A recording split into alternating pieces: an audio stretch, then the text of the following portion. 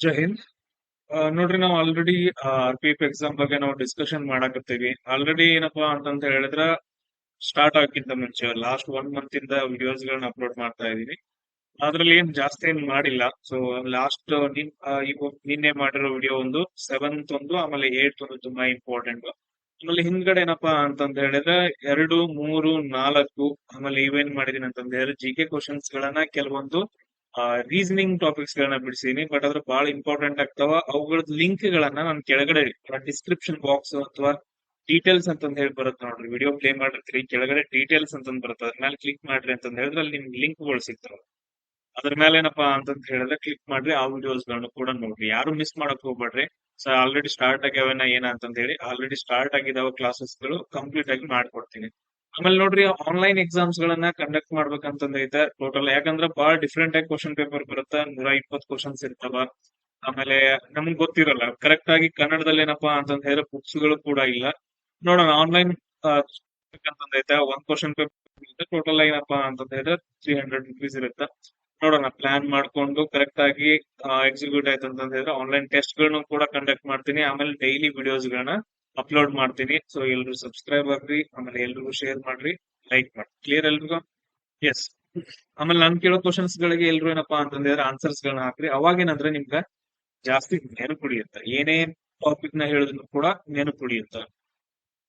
S, ಇಲ್ಲಿ first question ನೋಡ್ರಿ ಏನೈತಪ್ಪ ಅಂತಂತ ಹೇಳಿದ್ರೆ, ಲಾಸ್ಟ್ ಕ್ಲಾಸ್ ಅಲ್ಲಿ ಏನ್ ಮಾಡಿದ್ವಿ ಅಂತಂತ ಹೇಳಿದ್ರೆ 1ರಿಂದ 25 ಕ್ವಶನ್ಸ್ ಗಳನ್ನ ಸಾಲ್ವ್ ಮಾಡಿದೀವಿ. ಇವಾಗ ಏನಪ್ಪಾ ಅಂತಂದ್ರೆ 25 ಇಂದ 50 ಕ್ವಶನ್ಸ್ ಗಳನ್ನ ನಾನು ಸಾಲ್ವ್ ಮಾಡ್ತೀನಿ. ಸೊ ಒಂದ್ ಕ್ವಶನ್ ಪೇಪರ್ ಏನಪ್ಪಾ ಅಂತಂದ ಹೇಳಿದ್ರೆ GK ಕಂಪ್ಲೀಟ್ ಆಗುತ್ತೆ ನೋಡ್ರಿ. 7th ಮತ್ತು 8th ಇವತ್ತಿಂದು ಸೇರಿ ಅಂತಂದ ಹೇಳಿದ್ರೆ GK ಕ್ವಶನ್ಸ್ ಗಳು 50 ಕವರ್ ಮಾಡ್ತೀನಿ. ನೆಕ್ಸ್ಟ್ ನಾಳೆಗೆ ಏನಪ್ಪಾ ಅಂತಂದ ಹೇಳಿದ್ರೆ ರೀಸನಿಂಗ್ ಕ್ವಶನ್ಸ್ ಗಳು 35 ಸಾಲ್ವ್ ಮಾಡ್ತೀನಿ. ಆಮೇಲೆ ಮ್ಯಾಥಮೆಟಿಕ್ಸ್ ಕ್ವಶನ್ಸ್ ಗಳನ್ನ ಸಾಲ್ವ್ ಮಾಡಿ ಟೋಟಲ್ ಒಂದು ಕ್ವಶನ್ ಪೇಪರ್ ನ ಕಂಪ್ಲೀಟ್ ಮಾಡ್ತೀನಿ. ಈ ತರ ಏನಪ್ಪಾ ಅಂತಂದ ಹೇಳಿದ್ರೆ 4 ಕ್ವಶನ್ ಪೇಪರ್ಸ್ ಇದಾವ. 4 ಕ್ವಶನ್ ಪೇಪರ್ಸ್ ಗಳನ್ನ ಸಾಲ್ವ್ ಮಾಡಿ ಆಮೇಲೆ ಟಾಪಿಕ್ ವೈಸ್ ಡಿಸ್ಕಷನ್ ಮಾಡ್ತಾ ಹೋಗೋಣ. ನೋಡ್ರಿ, ಕ್ವಶನ್ ಏನಪ್ಪಾ ಅಂತಂದ ಹೇಳಿದ್ರೆ ಶಾಖ ಮತ್ತು ವಿದ್ಯುತ್ ಶಕ್ತಿಯ ಚಾಲಕಗಳು ಯಾವುವು ಅಂತ ಹೇಳ್ಬಿಟ್ಟು. ಇವಾಗ ಯಾವ್ದಾದ್ರು ಒಂದು ವಸ್ತುವನ್ನ ತಗೊಂಡ್ರಿ ಅಂತಂದ ಹೇಳಿದ್ರೆ ಅದರಿಂದ ಹೀಟು ಟ್ರಾನ್ಸ್ಫರ್ ಆಗ್ಬೇಕು. ಹೀಟ್ ಅಂತಂದ ಹೇಳಿದ್ರೆ ಶಾಖ ಅಂತಂದ ಹೇಳ್ಬೇಕು. ಆಮೇಲೆ ಇಲೆಕ್ಟ್ರಿಸಿಟಿನೂ ಟ್ರಾನ್ಸ್ಫರ್ ಆಗ್ಬೇಕು. ಏನಾಗ್ಬೇಕು? ಇಲೆಕ್ಟ್ರಿಸಿಟಿ ಕೂಡ ಏನಪ್ಪಾ ಅಂತಂದ ಹೇಳಿದ್ರೆ ಟ್ರಾನ್ಸ್ಫರ್ ಆಗ್ಬೇಕು. ಅಂತಹ ವಸ್ತುಗಳನ್ನ ನಾವ್ ಏನಂತ ಕರಿತೀವಿ ಅಂತಂದ್ ಕೇಳಿದ್ರೆ ಕಂಡಕ್ಟರ್ಸ್ ಅಂತ ಕರಿತೀವಿ. ಅಂತಹ ವಸ್ತುಗಳನ್ನ ಏನಂತ ಕರಿತೀವಿ? ಕಂಡಕ್ಟರ್ಸ್ ಅಂತ ಕರಿತೀವಿ. ತುಂಬಾ ಇಂಪಾರ್ಟೆಂಟ್ ಆಗುತ್ತೆ ಕಂಡಕ್ಟರ್ಸ್. ಆಮೇಲೆ ಅದ್ರ ಈಗ ಯಾವ್ದಾದ್ರು ಒಂದು ಮೆಟೀರಿಯಲ್ ತಗೊಳ್ರಿ, ಕಂಡಕ್ಟರ್ಸ್ ಅಂತಂದ್ ಹೇಳಿದ್ರೆ ಅದ್ರ ವಿರುದ್ಧ ಅಂದ್ರ ಆ ವಸ್ತುವಿನ ಮುಖಾಂತರ ಏನಪ್ಪಾ ಅಂತಂದ ಹೇಳಿದ್ರೆ ಹೀಟ್ ಮತ್ತು ಎಲೆಕ್ಟ್ರಿಸಿಟಿ ಪಾಸ್ ಆಗತ್ತ ಕಂಡಕ್ಟರ್ಸ್. ಕ್ಲಿಯರ್ ಎಲ್ರಿಗೂ? ಈ ಬೆಸ್ಟ್ ಎಕ್ಸಾಂಪಲ್ ಏನಂತಂದ್ ಹೇಳಿದ್ರೆ ಐರನ್ ರಾಡ್ ತಗೊಳ್ರಿ. ಐರನ್ ರಾಡ್ ಅನ್ನ ನೀವು ಒಂದ್ ಕಡೆ ಹಿಡ್ಕೊಂಡು ಇನ್ನೊಂದ್ ಕಡೆ ಏನಪ್ಪಾ ಅಂತಂದ್ ಹೇಳಿದ್ರೆ ಅದನ್ನ ಸುಡ್ತಾ ಇದ್ರಿ. ಈ ಕಡೆ ಏನಪ್ಪಾ ಅಂತಂದ್ ಹೇಳಿದ್ರೆ ಅದನ್ನ ಸುಡ್ತಾ ಇರಿ, ಈ ಕಡೆ ಏನಂತಂದ್ ಹೇಳಿ ನಿಮ್ ಕೈಯಿಂದ ಹಿಡ್ಕೊಡ್ರಿ. ಒಂದು 10ರಿಂದ 15 ನಿಮಿಷನೋ ಅಥವಾ ಒಂದ್ 5 ನಿಮಿಷ ಆದ ನಂತರ ಈ ಕಡೆ ಏನಂತಂದ್ ಹೇಳಿದ್ರೆ ಕೈ ಸುಡಕ್ ಸ್ಟಾರ್ಟ್ ಆಗುತ್ತೆ. ಅಂದ್ರೆ ಅಲ್ಲಿ ಹೀಟ್ ಟ್ರಾನ್ಸ್ಫರ್ ಆಯ್ತು. ಆಮೇಲೆ ಅದನ್ನ ಟ್ರೈ ಮಾಡಕ್ ಹೋಗ್ಬಿಡ್ರಿ. ಮತ್ತೆ ಇಲೆಕ್ಟ್ರಿಸಿಟಿ ಪಾಸ್ ಆಗತ್ತೆ ಇಲ್ಲಿ ನೋಡೋಣ ಅಂತಂದ್ರೆ ಕಬ್ಬಿನ ರಾಡ್ ಹಾಕಕ್ ಹೋದ್ರೆ ಡೆತ್ ಆಗತ್ತೆ, ಸತ್ತ ಹೋಗ್ತಾರ. ಅದನ್ನೆಲ್ಲ ಟ್ರೈ ಮಾಡ್ಬೇಡ್ರಿ. ಕಂಡಕ್ಟರ್ಸ್ ಅಂತಂದ್ ಹೇಳ್ತೀವಿ. ಹೀಟ್ ಮತ್ತು ಎಲೆಕ್ಟ್ರಿಸಿಟಿ ಪಾಸ್ ಆಗತ್ತೆ. ಇನ್ ಯಾವುದ್ರ ಮುಖಾಂತರ ಹೀಟ್ ಮತ್ತು ಶಾಖ ಮತ್ತು ವಿದ್ಯುತ್ ಶಕ್ತಿ ಪಾಸ್ ಆಗಂಗಿಲ್ಲ ಅಂತವುಗಳನ್ನ ನಾವೇನಂತ ಕರಿತೀವಿ ಅಂದ್ರೆ ಇನ್ಸುಲೇಟರ್ಸ್ ಅಂತ ಕರಿತೀವಿ. ಏನಂತ ಕರಿತೀವಿ? ಇನ್ಸುಲೇಟರ್ಸ್ ಅಂತ ಕರಿತೀವಿ. ಇನ್ಸುಲೇಟರ್ಸ್ ಅಂತಂದ ಹೇಳಿದ್ರೆ ಇವ್ರು ನೋಡ್ರಿ, ವಾಹಕಗಳು ಮತ್ತು ಅವಾಹಕಗಳು ಅಂತ ಹೇಳ್ತೀವಿ ಕನ್ನಡದಾಗ. ವಾಹಕ ಮತ್ತು ಅವಾಹಕಗಳು. ಇನ್ಸುಲೇಟರ್ಸ್ ಬೆಸ್ಟ್ ಏನಪ್ಪಾ ಅಂತಂದ ಹೇಳಿದ್ರೆ, ಎಸ್, ಬೆಸ್ಟ್ ಎಕ್ಸಾಂಪಲ್ ಏನಪ್ಪಾ ಅಂತಂದ ಹೇಳಿದ್ರೆ ಕಟ್ಟಿಗೆ ತುಂಡು. ನೀವು ಕಟ್ಟಿಗೆ ತುಂಡನ್ನ ನೀವು ಎಷ್ಟೇ ಅದನ್ನ ಸುಟ್ರು ಕೂಡ ಅಥವಾ ನೀವ್ ಎಲ್ಲಿ ಹೋಗ್ಬಿಟ್ಟು ಕರೆಂಟ್ ಇದಕ್ ಹಿಡಿದ್ರು ಕೂಡ ಏನಂತಂದ ಹೇಳಿದ್ರೆ ಕರೆಂಟ್ ಪಾಸ್ ಆಗಲ್ಲ. ಬೆಸ್ಟ್ ಎಕ್ಸಾಂಪಲ್ ಕಟ್ಟಿಗೆ, ಇನ್ಸುಲೇಟರ್ಸ್ ಅಂತಂದ ಹೇಳ್ತೀವಿ. ಕೆಲವೊಂದು ಮೆಟಲ್ಸ್ ಕೂಡ ಏನಪ್ಪಾ ಅಂತಂದ ಹೇಳಿದ್ರೆ ಕಂಡಕ್ಟರ್ಸ್ ಇರ್ತಾವ, ಇನ್ಸುಲೇಟರ್ಸ್ ಇರ್ತಾವ. ಅದ್ರ ಬಗ್ಗೆ ನಾವು ನೆಕ್ಸ್ಟ್ ಡಿಸ್ಕಷನ್ ಮಾಡೋಣ. ಜಸ್ಟ್ ನೆನ್ಪಿಟ್ಕೊಡ್ರಿ. ಕ್ಲಿಯರ್ ಎಲ್ರಿಗೂ? ಆಮೇಲೆ ನೆಕ್ಸ್ಟ್ ಕ್ವಶನ್ ಏನ್ ಕೇಳಿದಾರೆ ನೋಡ್ರಿ. ಸೊ ನೆಕ್ಸ್ಟ್ ಕ್ವಶನ್ ಏನಪ್ಪಾ ಅಂತಂದ ಹೇಳಿದ್ರೆ ಪೆಟ್ರೋಲಂನ ಯಾವ್ಯಾವ ದೇಶಗಳಲ್ಲಿ ಪೆಟ್ರೋಲ್ ಉತ್ಪಾದನೆ ಮಾಡ್ತಾರಲ್ಲ, ಯಾವ್ಯಾವ ದೇಶಗಳಲ್ಲಿ ಪೆಟ್ರೋಲ್ ಉತ್ಪಾದನೆ ಮಾಡ್ತಾರಲ್ಲ ಅಂತವುಗಳಲ್ಲಿ ಪೆಟ್ರೋಲಿಯಂ ರಫ್ತು ಮಾಡುವ ದೇಶಗಳು ಯಾವ್ಯಾವು ಅಂತಂದ ಹೇಳಿ ಕೇಳಿದಾರೆ. ಇಲ್ಲಿ ಕೆಳಗಡೆ ಇರೋದ್ರಲ್ಲಿ ಸೊ ಇದನ್ನ ನಾವ್ ಏನಂತ ಕರಿತೀವಪ್ಪ ಅಂತಂದ ಹೇಳಿದ್ರೆ ಒಪೆಕ್ ಅಂತಂದ್ ಕರಿತೀವಿ. ಸೊ ಇದೊಂದು ಆರ್ಗನೈಸೇಷನ್. ಈಗ ಹೆಂಗ ವಿಶ್ವಸಂಸ್ಥೆ ಐತಿ, ಈಗ ಹೆಂಗ್ ಸಾರ್ಕ್ ಐತಲ್ಲ, ನಮ್ ಬೆಸ್ಟ್ ಎಕ್ಸಾಂಪಲ್ ಅಂತಂದ ಹೇಳಿದ್ರೆ ಸಾರ್ಕ್ ಅಂತಂದ್ ಹೇಳ್ತೀವಿ. South Asian association. ಆಮೇಲೆ RC ಅಂತಂದ್ ಹೇಳಿದ್ರೆ ಏನ್ ನೋಡಿ. ಸೊ ಸಾರ್ಕ್ ಅಂತಂದ್ ಹೇಳ್ತೀವಲ್ಲ, ಈ ಸಾರ್ಕ್ ಅಲ್ಲಿ ಏನಂತಂದ್ ಹೇಳಿದ್ರೆ ನೇಪಾಳು, ನಮ್ ಇಂಡಿಯಾ, ಬಾಂಗ್ಲಾದೇಶ, ಶ್ರೀಲಂಕಾ ಈ ತರ ಸದಸ್ಯರುಗಳು ಇದಾವ. ಸೇಮ್ ಅದೇ ತರ ಒಪೆಕ್ ಆರ್ಗನೈಸೇಷನ್ ಅಲ್ಲಿ ಏನಪ್ಪ ಅಂತಂದ ಹೇಳಿದ್ರೆ ಪೆಟ್ರೋಲ್ ಅನ್ನ ಉತ್ಪಾದನೆ ಮಾಡ್ತಾವ. ಆ ದೇಶಗಳು ಏನಂತಂದ ಹೇಳಿದ್ರೆ ಜಾಸ್ತಿ ಪೆಟ್ರೋಲ್ ನ ಉತ್ಪಾದನೆ ಮಾಡ್ತಾವ. ಆಮೇಲೆ ಬೇರೆ ದೇಶಗಳಿಗೆ ಏನಂತಂದ ಹೇಳಿದ್ರೆ ರಫ್ತು ಮಾಡ್ತಾವ. ಅಂತ ದೇಶಗಳೆಲ್ಲಾ ಸೇರ್ಬಿಟ್ಟು ಒಂದು ಸಂಘವನ್ನ ಕಟ್ಕೊಂತಾರ. ಅದ್ರ ಹೆಸರು ಕೊಡ್ತಾರ ಒಪೆಕ್ ಅಂತಂದ ಹೇಳ್ಬಿಟ್ಟು, ಪೆಟ್ರೋಲಿಯಂ ರಫ್ತು ಮಾಡುವ ದೇಶಗಳು ಅಥವಾ ಒಪೆಕ್ ಸದಸ್ಯ ರಾಷ್ಟ್ರಗಳು ಅಂತಂದ ಹೇಳ್ತೀವಿ. ಅದ್ರಲ್ಲಿ ಯಾವ್ದು ಐತಿ ಅಂತ ನಮ್ಗ ಕ್ವಶನ್ ಅನ್ನ ಕೇಳಿದಾರೆ. ಸೊ ನೋಡ್ರಿ, ಇದ್ರಲ್ಲಿ ಯಾವ್ದೈತೆ? ಸೊ ನಮ್ಮ ಇಂಡಿಯಾ ಅಂತೂ ಏನಪ್ಪಾ ಅಂತಂದ್ ಹೇಳಿದ್ರೆ ಒಪೆಕ್ ಅಲ್ಲ. ಸೊ ಒಪೆಕ್ ಏನಪ್ಪಾ ಅಂತಂದ್ ಹೇಳಿದ್ರೆ ಸದಸ್ಯ ರಾಷ್ಟ್ರ ಅಲ್ಲ. ಸೊ ಮತ್ತೆ ಯಾವ್ದೈತೆ? ಸೊ ಇದ್ರಲ್ಲಿ ಕೊಟ್ಟಿರುವಂತಹಲ್ಲಿ ಒಪೆಕ್ ಸದಸ್ಯ ರಾಷ್ಟ್ರ ಯಾವ್ದಪ್ಪ ಅಂತಂದ್ ಹೇಳಿದ್ರೆ ಲಿಬಿಯಾ ಅಂತಂದ್ ಹೇಳ್ತೀವಿ. ಯಾವ್ದಂತಂದ್ ಹೇಳ್ತೀವಿ? ಲಿಬಿಯಾ. ಇಲ್ಲಿ ನೋಡ್ರಿ, ಟೋಟಲ್ ಆಗಿ ಏನಪ್ಪಾ ಅಂತಂದ್ ಹೇಳಿದ್ರೆ ಒಪೆಕ್ ಸದಸ್ಯ ರಾಷ್ಟ್ರಗಳು ಯಾವ ಬರ್ತಾವ ಅಂತಂದ್ ಹೇಳಿದ್ರೆ ಇಲ್ಲಿ ವೆನಿಜುವಲಾ ಅಂತಂದ್ ಬರುತ್ತೆ, ಇನ್ನೊಂದು ಇಕ್ವೇಡರ್ ಅಂತಂದ್ ಬರುತ್ತೆ. ಸೌತ್ ಅಮೆರಿಕಾದಲ್ಲಿ ವೆನಿಜುವಲಾ ಮತ್ತು ಇಕ್ವೇಡರ್ ಅಂತಂದ್ ಹೇಳಿ ಬರುತ್ತೆ. ಆಮೇಲೆ ನೆಕ್ಸ್ಟ್ ಆಫ್ರಿಕಾದಲ್ಲಿ ನೈಜೀರಿಯಾ, ಅಂಗೋಲಾ, ಅಲ್ಜೀರಿಯಾ, ಲಿಬಿಯಾ, ಇವಾಗೇನು ಆಪ್ಷನ್ ಕೊಟ್ಟಿದಾರಲ್ಲ ಅದು ಲಿಬಿಯಾ. ಆಮೇಲೆ next Saudi Arabia, Iraq, Kuwait, Iran, Qatar, ಆಮೇಲೆ UAE. ಇಷ್ಟೇನಪ್ಪಾ ಅಂತಂದ್ ಹೇಳಿದ್ರೆ ಟೋಟಲ್ ಆಗಿ ಒಪೆಕ್ ರಾಷ್ಟ್ರಗಳು ಅಂತಂದ್ ಹೇಳ್ತೀವಿ. ಆಮೇಲೆ ಇದ್ರದ್ದು ಹೆಡ್ ಕ್ವಾರ್ಟರ್ಸ್ ಎಲ್ಲೈತಪ್ಪ ಅಂತಂದ್ ಹೇಳಿದ್ರೆ ಆಸ್ಟ್ರಿಯಾದ ವಿಯೆನ್ನಾ ಒಳಗಡೆ ಐತೆ. ಹೆಡ್ ಕ್ವಾರ್ಟರ್ ಎಲ್ಲೈತೆ ಇದ್ರದ್ದು? ಕೇಂದ್ರ ಕಚೇರಿ ಅಂತಂದ್ ಹೇಳ್ತೀವಲ್ಲ, ವಿಯೆನ್ನಾ. ಒಪೆಕ್ದು ಹೆಡ್ ಕ್ವಾರ್ಟರ್ಸ್ ಎಲ್ಲೈತಪ್ಪ ಅಂತಂದ್ ಹೇಳಿದ್ರೆ ಆಸ್ಟ್ರಿಯಾದ ವಿಯೆನ್ನಾದೊಳಗಡೆ ಐತೆ. ಸೊ ಈ ಪಾಯಿಂಟ್ ಅನ್ನು ನಮ್ಗೆ ಏನಂತಂದ್ ಹೇಳಿದ್ರೆ ಕೇಳಬಹುದು.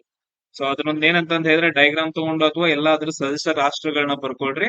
ಅವೆಲ್ಲ ಏನಂತಂದ್ ಹೇಳಿದ್ರೆ ಪೆಟ್ರೋಲ್ ನ ಉತ್ಪಾದನೆ ಮಾಡಿ ಬೇರೆ ದೇಶಗಳಿಗೆ ರಫ್ತು ಮಾಡ್ತಾವ. ಇಷ್ಟು ಪಾಯಿಂಟ್ಸ್ ಅನ್ನ ನೀವು ನೆನ್ಪಿಡ್ಕೋಬೇಕು.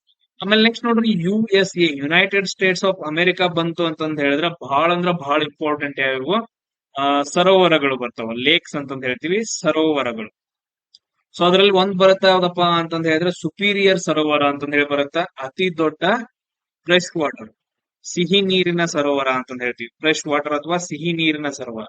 ಪ್ರಪಂಚದಲ್ಲಿ ಅತಿ ದೊಡ್ಡ ಸಿಹಿ ನೀರಿನ ಸರೋವರ ಯಾವ್ದಪ್ಪ ಅಂತಂದ್ ಹೇಳಿದ್ರೆ ನಾವು ಸುಪೀರಿಯರ್ ಅಂತಂದ್ ಹೇಳ್ತೀವಿ. ಅದೇ ತರ ಏನಂತಂದ್ ಹೇಳಿದ್ರೆ ಸುಪೀರಿಯರು, ಆಮೇಲೆ ನೆಕ್ಸ್ಟ್ ಮಿಚಿಗನ್ನು, ಆಮೇಲೆ ನೆಕ್ಸ್ಟ್ ಲೇಕ್ ಐರಿ ಅಂತಂದ್ ಹೇಳಿ ಟೋಟಲ್ ಆಗಿ 5 ಬರ್ತಾವ. ಅವುಗಳನ್ನ ನಾವು ಆ 5 ಮಹಾ ಸರೋವರಗಳು ಅಂತಂದ್ ಹೇಳ್ತೀವಿ, ಗ್ರೇಟ್ ಲೇಕ್ಸ್ ಅಂತಂದ್ ಹೇಳ್ತೀವಿ. ಇಲ್ಲಿ ನೀವು ನೋಡ್ಬೋದು, ಇಲ್ಲಿ ಏನಪ್ಪಾ ಅಂತಂದ್ ಹೇಳಿದ್ರೆ ಇಲ್ಲಿ ಮೇಲ್ಗಡೆ ಕೆನಡಾ ದೇಶ ಬರುತ್ತಾ, ಕೆಳಗಡೆ ಏನಪ್ಪಾ ಅಂತಂದ್ ಹೇಳಿದ್ರೆ USA, United States of America ಅಂತಂದ್ ಹೇಳ್ತೀವಿ. ಟೋಟಲ್ ಆಗಿ 5 ಮಹಾ ಸರೋವರಗಳು ಬರ್ತಾವ. ಒಂದ್ ಯಾವ್ದು? Lake superior. ಇಲ್ಲಿ ಕಾಣಿಸತೈತಲ್ಲ, ಇದು ಲೇಕ್ ಸುಪೀರಿಯರ್, ಅತಿ ದೊಡ್ಡ ಸಿಹಿ ನೀರಿನ ಸರೋವರ ಅಂತ ಹೇಳ್ತೀವಿ. ಅದ್ರ ಕೆಳಗಡೆ ಮಿಚಿಗನ್ ಸರೋವರ ಅಂತಂದ್ ಹೇಳಿ ಬರುತ್ತೆ. ಆಮೇಲೆ ಹ್ಯೂರಾನ್ ಸರೋವರ, ಇದೇನಪ್ಪಾ ಅಂತಂದ್ ಹೇಳಿದ್ರೆ ಹ್ಯೂರಾನ್ ಸರೋವರ. ಆಮೇಲೆ ಇದ್ಯಾವ್ದಪ್ಪ ಅಂತಂದ್ ಹೇಳಿದ್ರೆ ಐರಿ ಸರೋವರ. ಇಲ್ಲೊಂದ್ ಯಾವ್ದು ಬರುತ್ತೆ ಅಂತಂದ್ ಹೇಳಿದ್ರೆ ಓಂಟಾರಿಯೋ ಸರೋವರ ಅಂತಂದ್ ಹೇಳಿ. ಟೋಟಲ್ ಆಗಿ ಏನಪ್ಪಾ ಅಂತಂದ್ ಹೇಳಿದ್ರೆ 5 ಸರೋವರಗಳು ಬರ್ತಾವ. ಸೊ ಫಸ್ಟ್ ಒನ್ ಯಾವ್ದಂತಂದ್ ಹೇಳಿದ್ರೆ ಸುಪೀರಿಯರು. ಆಮೇಲೆ ನೆಕ್ಸ್ಟ್ ಒನ್ ಯಾವ್ದಪ್ಪ ಅಂತಂದ್ ಹೇಳಿದ್ರೆ ಮಿಚಿಗನ್. ಸೊ ಅದಾದ ನಂತರ ನೆಕ್ಸ್ಟ್ ಇದು ಯಾವ್ದಪ್ಪ ಅಂತಂದ್ ಹೇಳಿದ್ರೆ ಹ್ಯೂರಾನ್ ಅಂತಂದ್ ಹೇಳ್ತೀವಿ. ಆಮೇಲೆ ಇನ್ನೊಂದು ಐರಿ ಸರೋವರ. ಆಮೇಲೆ ಲಾಸ್ಟ್ ಯಾವ್ದಪ್ಪ ಅಂತಂದ್ ಹೇಳಿದ್ರೆ ಓಂಟಾರಿಯೋ. ಟೋಟಲ್ ಆಗಿ 5 ಸರೋವರಗಳು ಬರ್ತಾವ. ಅದ್ರಲ್ಲಿ ಅತಿ ದೊಡ್ಡದು ಯಾವ್ದಂತಂದ್ ಹೇಳಿದ್ರೆ ಸುಪೀರಿಯರ. ಅದೇ ಯಾವ್ದಂತ ಹೇಳ್ತೀವಿ ಅಂದ್ರೆ ಅತಿ ದೊಡ್ಡ ಸಿಹಿ ನೀರಿನ ಸರೋವರ ವರ್ಲ್ಡ್ ಅಲ್ಲಿ, ಪ್ರಪಂಚದಲ್ಲಿ ಅತಿ ದೊಡ್ಡದು ಅಂತಂದ್ ಹೇಳ್ತೀವಿ. ಕ್ಲಿಯರ್ ಎಲ್ರಿಗೂ? ಆಮೇಲೆ ಇನ್ನೊಂದು ಬರುತ್ತೆ ಡೀಪೆಸ್ಟ್ ಅಂತಂದ್ ಹೇಳ್ಬಿಟ್ಟು, ಅತಿ ಆಳವಾದ ಸರೋವರ ಯಾವ್ದಪ್ಪ ಅಂತಂದ್ ಹೇಳಿದ್ರೆ ನೀವು ನನಗೆ ಮೆಸೇಜ್ ಹಾಕ್ರಿ. ಎಲ್ಲಿ ಬರುತ್ತಂದ್ರ ರಷ್ಯಾ ದೇಶದೊಳಗಡೆ ಬರುತ್ತೆ. ಆ ಸರೋವರ ಎಲ್ಲಿ ಬರುತ್ತೆ ಅಂತಂದ್ ಹೇಳಿದ್ರೆ ರಷ್ಯಾ ದೇಶದೊಳಗಡೆ ಬರುತ್ತೆ. ಆಮೇಲೆ ನೆಕ್ಸ್ಟ್ ಇನ್ನೊಂದ್ ಯಾವ್ದು ಬರುತ್ತೆ ಅಂತಂದ್ ಹೇಳಿದ್ರೆ ಅತಿ ಉದ್ದವಾದ, ಪ್ರಪಂಚದಲ್ಲಿ ಅತಿ ಉದ್ದವಾದ ಸರೋವರ ಅಂತಂದ್ ಹೇಳಿ ಬರುತ್ತಾ. ಅದೆಲ್ಲಿ ಬರತ್ತಪ್ಪ ಅಂತಂದ್ ಹೇಳಿದ್ರ ಎಲ್ಲಿ ಬರುತ್ತಾ? ಸೊ ಈ ರೀತಿಯಾಗಿ ಒಂದು ಇದು ಬರುತ್ತೆ ನೋಡ್ರಿ, ಖಂಡ ಬರುತ್ತೆ. ಸೊ ಈ ರೀತಿಯಾಗಿ ಆಫ್ರಿಕಾ ಅಂತಂದ್ ಹೇಳ್ತೀವಿ, ಈ ಪ್ರದೇಶದಲ್ಲಿ ಬರುತ್ತಾ. ಅದ್ರ ಹೆಸರೇನಪ್ಪಾ ಅಂತಂದ್ ಹೇಳಿದ್ರೆ ಟಾಂಗಾನಿಕಾ ಸರೋವರ. ಪ್ರಪಂಚದಲ್ಲಿ ಅತಿ ಉದ್ದವಾದ ಸರೋವರ ಯಾವ್ದಪ್ಪ ಅಂತಂದ್ ಹೇಳಿದ್ರೆ ಟಾಂಗಾನಿಕಾ ಸರೋವರ. ಈ ಪಾಯಿಂಟ್ಸ್ ಗಳನ್ನ ಏನಂತಂದ್ ಹೇಳಿದ್ರೆ ಬರ್ದಿಟ್ಕೊಡ್ರಿ. ಕ್ಲಿಯರ್ ಎಲ್ರಿಗೂ? ಆಮೇಲೆ ಸೌತ್ ಆಫ್ರಿಕಾದಲ್ಲಿ ಏನಪ್ಪಾ ಅಂತಂದ್ ಹೇಳಿದ್ರೆ ಒಂದು ಮರುಭೂಮಿ ಬರುತ್ತಾ, ಅದನ್ನ ನಾವು ಕಲಹರಿ ಮರುಭೂಮಿ ಅಂತ ಹೇಳ್ತೀವಿ. ಮರುಭೂಮಿ, ಕಲಹರಿ ಮರುಭೂಮಿ ಅಂತಂದ್ ಹೇಳ್ತೀವಿ. ಅಲ್ಲೇನಪ್ಪಾ ಅಂತಂದ್ ಹೇಳಿದ್ರೆ ಒಂದು ಬುಡಕಟ್ಟು ಜನಾಂಗ ಕಂಡು ಬರುತ್ತಾ, ಅದನ್ನ ನಾವು ಬುಷ್ಮನ್ ಬುಡಕಟ್ಟು ಜನಾಂಗ ಅಂತಂದ್ ಹೇಳ್ತೀವಿ. ಇದನ್ ಕ್ವಶನ್ಸ್ ಗಳನ್ನ ಕೇಳಿದಾರ, ಬುಷ್ಮನ್ ಬುಡಕಟ್ಟು ಜನಾಂಗ. ಕ್ಲಿಯರ್ ಎಲ್ರಿಗೂ? ಆಮೇಲೆ ನೆಕ್ಸ್ಟ್ ನೋಡ್ರಿ, 2 ಸತತ ಸಂಕೋಚನ. ಆಮೇಲೆ ನೆಕ್ಸ್ಟ್ ಏನಪ್ಪಾ ಅಂತಂದ್ ಹೇಳಿದ್ರೆ ಅಥವಾ 2 ನಿರಂತರ ವಿಕಸನ ಅಂತಂದ್ ಹೇಳ್ತೀವಿ. ಸೊ ಕಾಂಜುಗೇಟಿವ್ ಕಾಂಟ್ರಾಕ್ಷನ್ ಅಂಡ್ ಕಾಂಜುಗೇಟಿವ್ ಏನಪ್ಪಾ ಅಂತಂದ್ ಹೇಳಿದ್ರೆ ರೇರಿಟೀಸ್ ಅಂತಂದ್ ಹೇಳಿ. ಇದ ನಾವ್ ಹೆಂಗ್ ಹೇಳ್ತೀವಪ್ಪ ಅಂತಂದ್ ಹೇಳಿದ್ರೆ ಈ ರೀತಿಯಾಗಿ. ಸೊ ಒಂದು ಲೈನ್ ಅನ್ನ ಹೇಳ್ಕೊಡ್ರಿ. ಸೊ ಈಗ ಸಮುದ್ರದ ಅಲೆಯನ್ನ ತಗೊಳ್ರಿ ಅಷ್ಟ, ಬೇರೆ ಏನ್ ತಗೊಂಡ್ರು ಕೂಡ ಅರ್ಥ ಆಗಂಗಿಲ್ಲ ನಮ್ಗ. ಈಗ ಸಮುದ್ರದ ಅಲೆ ಏನಪ್ಪಾ ಅಂತಂದ್ ಹೇಳಿದ್ರೆ ಮೇಲ್ಗೆ ಹೇಳಲ್ಲ, ಅದೇ ತರ ಏನಂತಂದ್ ಹೇಳಿದ್ರೆ ಕೆಳಗಡೆ ಹೋಗುತ್ತ. ಆಮೇಲೆ ಮತ್ತೇನಪ್ಪಾ ಅಂತ ಸಮುದ್ರದ ನೀರು ಮೇಲ್ಗಡೆ ಬರುತ್ತ, ಆಮೇಲೆ ಮತ್ತೇನಂತಂದ್ ಹೇಳಿದ್ರೆ ಕೆಳಗಡೆ ಹೋಗುತ್ತ. ಇಲ್ಲಿ ನೀವೇನಪ್ಪಾ ಅಂತಂದ್ ಹೇಳಿದ್ರೆ ಕರೆಕ್ಟ್ ಆಗಿ ನೋಡ್ಕೋಬೇಕು. ಇದು ಒಂದೇನಪ್ಪಾ ಅಂತಂದ್ ಹೇಳಿದ್ರೆ ಇದು ಸಂಕೋಚನ, ಸಾರಿ ಇದು ವಿಕಸನ ಅಥವಾ ಸಂಕೋಚನ. ನಾವು ಇಂಗ್ಲಿಷ್ ನಾಗ ಹೇಳ್ತೀನಿ ಇದೇನಪ್ಪಾ ಅಂತಂದ್ ಹೇಳಿದ್ರೆ ರೇರಿಟೀಸ್. ಆಮೇಲೆ ಕೆಳಗಡೆ ಇರೋದೇನಪ್ಪಾ ಅಂತಂದ್ ಹೇಳಿದ್ರೆ ಕಾಂಟ್ರಾಕ್ಷನ್. ಸೊ ಇಲ್ಲಿ ಒಂದಾದ ನಂತರ ಒಂದ್ ಹೇಳ್ತೀವಲ್ಲ, ಸತತ ಎರಡು ಅಂತಂದ್ ಹೇಳ್ತೀವಿ. ಸತತ ಎರಡು ಸಂಕೋಚನಗಳ ನಡುವಿನ ಅಂತರವನ್ನ, ಈ ಅಂತರವನ್ನ ನಾವ್ ಏನಂತ ಕರಿತೀವಿ ಅಂತ ನಮ್ಮ ಕ್ವಶನ್ ಕೇಳಿದ್ರ ಅದನ್ನ ನಾವ್ ಏನಂತ ಕರಿತೀವಿ ಅಂದ್ರೆ ವೇವ್ ಲೆಂತ್ ಅಂತ ಕರಿತೀವಿ, ತರಂಗಾಂತರ. ಸೊ ಏನಂತ ಕರಿತೀವಪ್ಪ ಅಂತಂದ್ ಹೇಳಿದ್ರೆ ತರಂಗಾಂತರ, ಅಥವಾ ಇದು ಕನ್ನಡದಲ್ಲಿ ಏನ್ ಹೇಳ್ತೀವಿ ತರಂಗಾಂತರ, ಇಂಗ್ಲಿಷ್ ಅಲ್ಲಿ ಏನ್ ಹೇಳ್ತೀವಪ್ಪ ಅಂತಂದ್ ಹೇಳಿದ್ರೆ ವೇವ್ ಲೆಂತ್ ಅಂತಂದ್ ಹೇಳ್ತೀವಿ. ಸೊ ಇದೊಂದ್ ಏನಪ್ಪಾ ಅಂತಂದ್ ಹೇಳಿದ್ರೆ ನೀವು ನೆನ್ಪಿಟ್ಕೋಬೇಕು. ಆಸಿಲೇಷನ್ ಅಂತಂದ್ ಹೇಳಿದ್ರೆ ನೀವು ಒಂದೇನಪ್ಪಾ ಅಂತಂದ್ ಹೇಳಿದ್ರೆ ದಾರಕ್ಕೆ ಒಂದು ಏನಂತಂದ್ರೆ ರೋಪ್ ಇರುತ್ತೆ ಅಥವಾ ದಾರವನ್ನು ತಗೊಂಡು ಒಂದು ಕಲ್ಲನ್ನ ಕಟ್ಟಿದ್ರಿ ಅಂತಂದ್ ಹೇಳಿದ್ರೆ ಜಸ್ಟ್ ಅದನ್ನ ತೂಗ್ಬಿಡ್ರಿ. ತೂಗ್ಬಿಟ್ಟಾಗ ಏನಂತಂದ್ ಹೇಳಿದ್ರೆ ಅದು ಈ ಕಡೆ ಏನಂತಂದ್ ಹೇಳಿದ್ರೆ ಮೂವ್ ಆಗಿ ಹಿಡಿಯುತ್ತೆ.